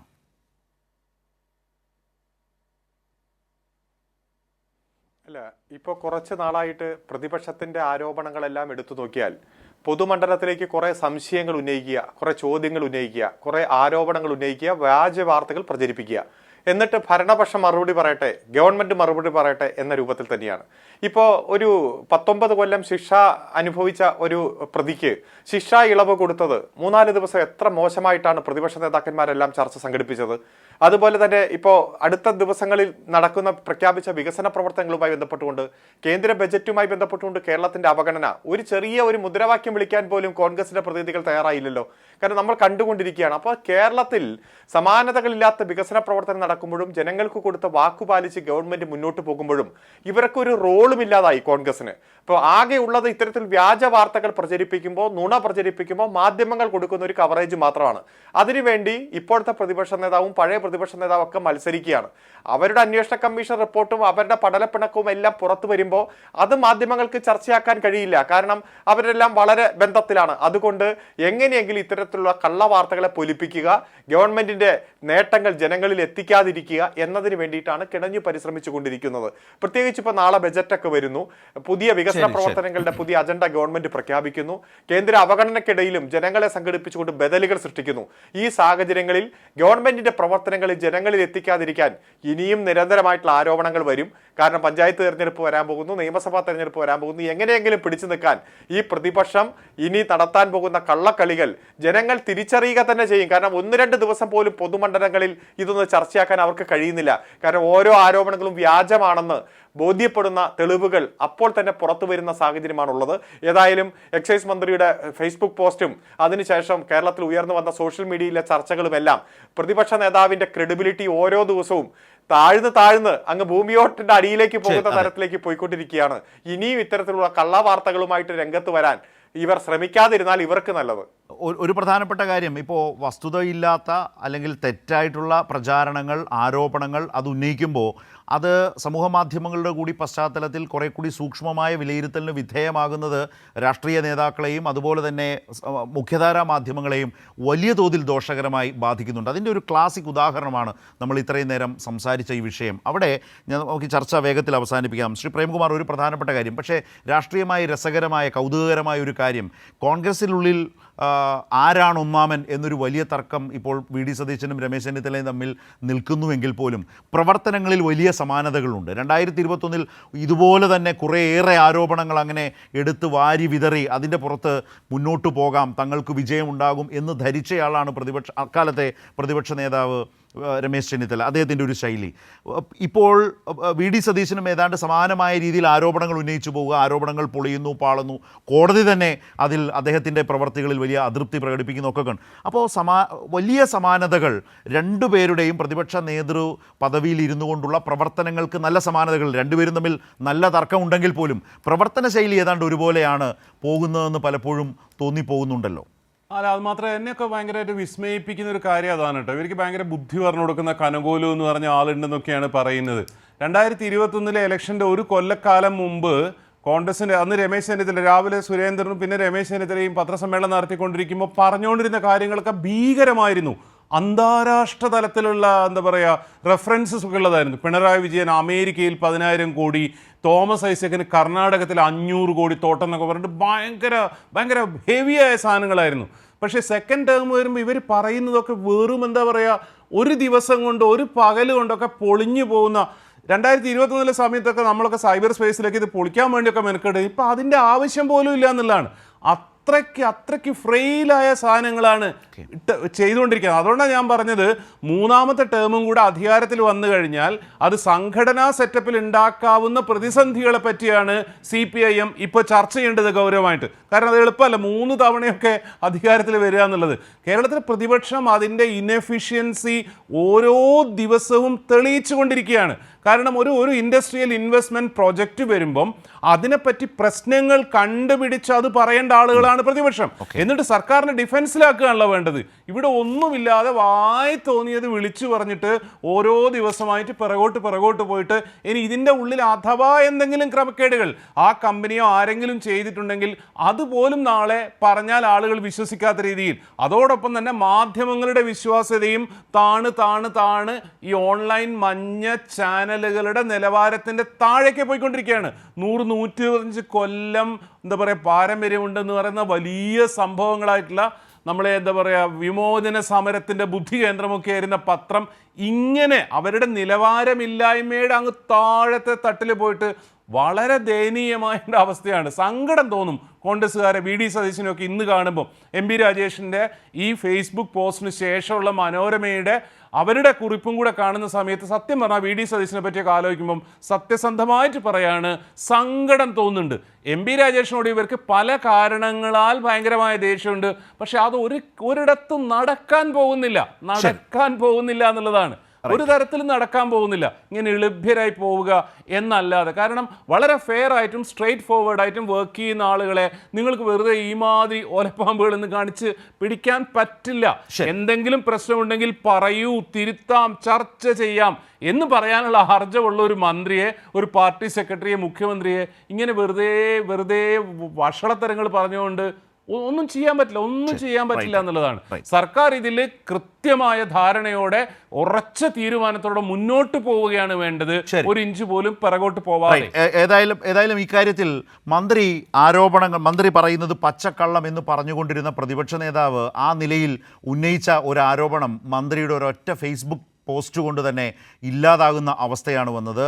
അതിനെ ചൂടുപിടിച്ച പ്രതിപക്ഷ നേതാവിൻ്റെ ആരോപണത്തിൻ്റെ പശ്ചാത്തലത്തിൽ അതുമായി മുന്നോട്ട് പോയ മലയാള മനോരമയ്ക്ക് തന്നെ അത് പിൻവലിച്ച് ഖേദം പറയേണ്ടി വന്നു. പക്ഷേ ആ ആരോപണം ഉന്നയിച്ച പ്രതിപക്ഷ നേതാവ് പുലർത്തുന്ന മൗനം എന്നുള്ളത് അദ്ദേഹത്തിന് നൽകുന്ന ഒരു പ്രത്യേക പ്രിവിലേജായി കാണാനാവില്ല. കാരണം അത് പ്രതിപക്ഷത്തെയും മാധ്യമങ്ങളെയും അവരുടെ വിശ്വാസ്യതയുമായി ബന്ധപ്പെട്ട് നിരവധി ചോദ്യങ്ങളും സംശയങ്ങളും ജനിപ്പിക്കുന്നത് കൂടിയാണ്. അതുകൊണ്ട് തന്നെ ആരോപണങ്ങൾ ഉന്നയിക്കുമ്പോൾ അതിന് നിലനിൽപ്പുണ്ടോ എന്ന പ്രാഥമികമായ പരിശോധന കുറെ കൂടി ജാഗ്രതയോടെ നടത്തേണ്ടതുണ്ട് എന്നുള്ളതാണ്. അത് ഏറ്റെടുക്കുമ്പോൾ മാധ്യമങ്ങളും എന്നുള്ളതാണ് ഇതൊക്കെ കാണുമ്പോൾ. കാരണം അത്രമേൽ ആയുസ്സില്ലാത്ത അതിവേഗം പൊളിഞ്ഞു പോകുന്ന കാര്യങ്ങളായി ഇവയൊക്കെ മാറുന്നു. പക്ഷേ അത് ജനങ്ങളുടെ ഇടയിൽ വലിയ തോതിൽ വിമർശനപരമായി മാറുന്നതിന് ഇടവരുത്തുമെന്ന തിരിച്ചറിവുണ്ടായാൽ അത് പ്രതിപക്ഷത്തിനും മാധ്യമങ്ങൾക്കും നന്ന് എന്ന് മാത്രമേ ഈ ചർച്ചയുടെ അവസാന ഘട്ടത്തിൽ എനിക്ക് പറയാനുള്ളൂ. ന്യൂസ് ആൻഡ് വ്യൂസ് അവസാനിക്കുന്നു.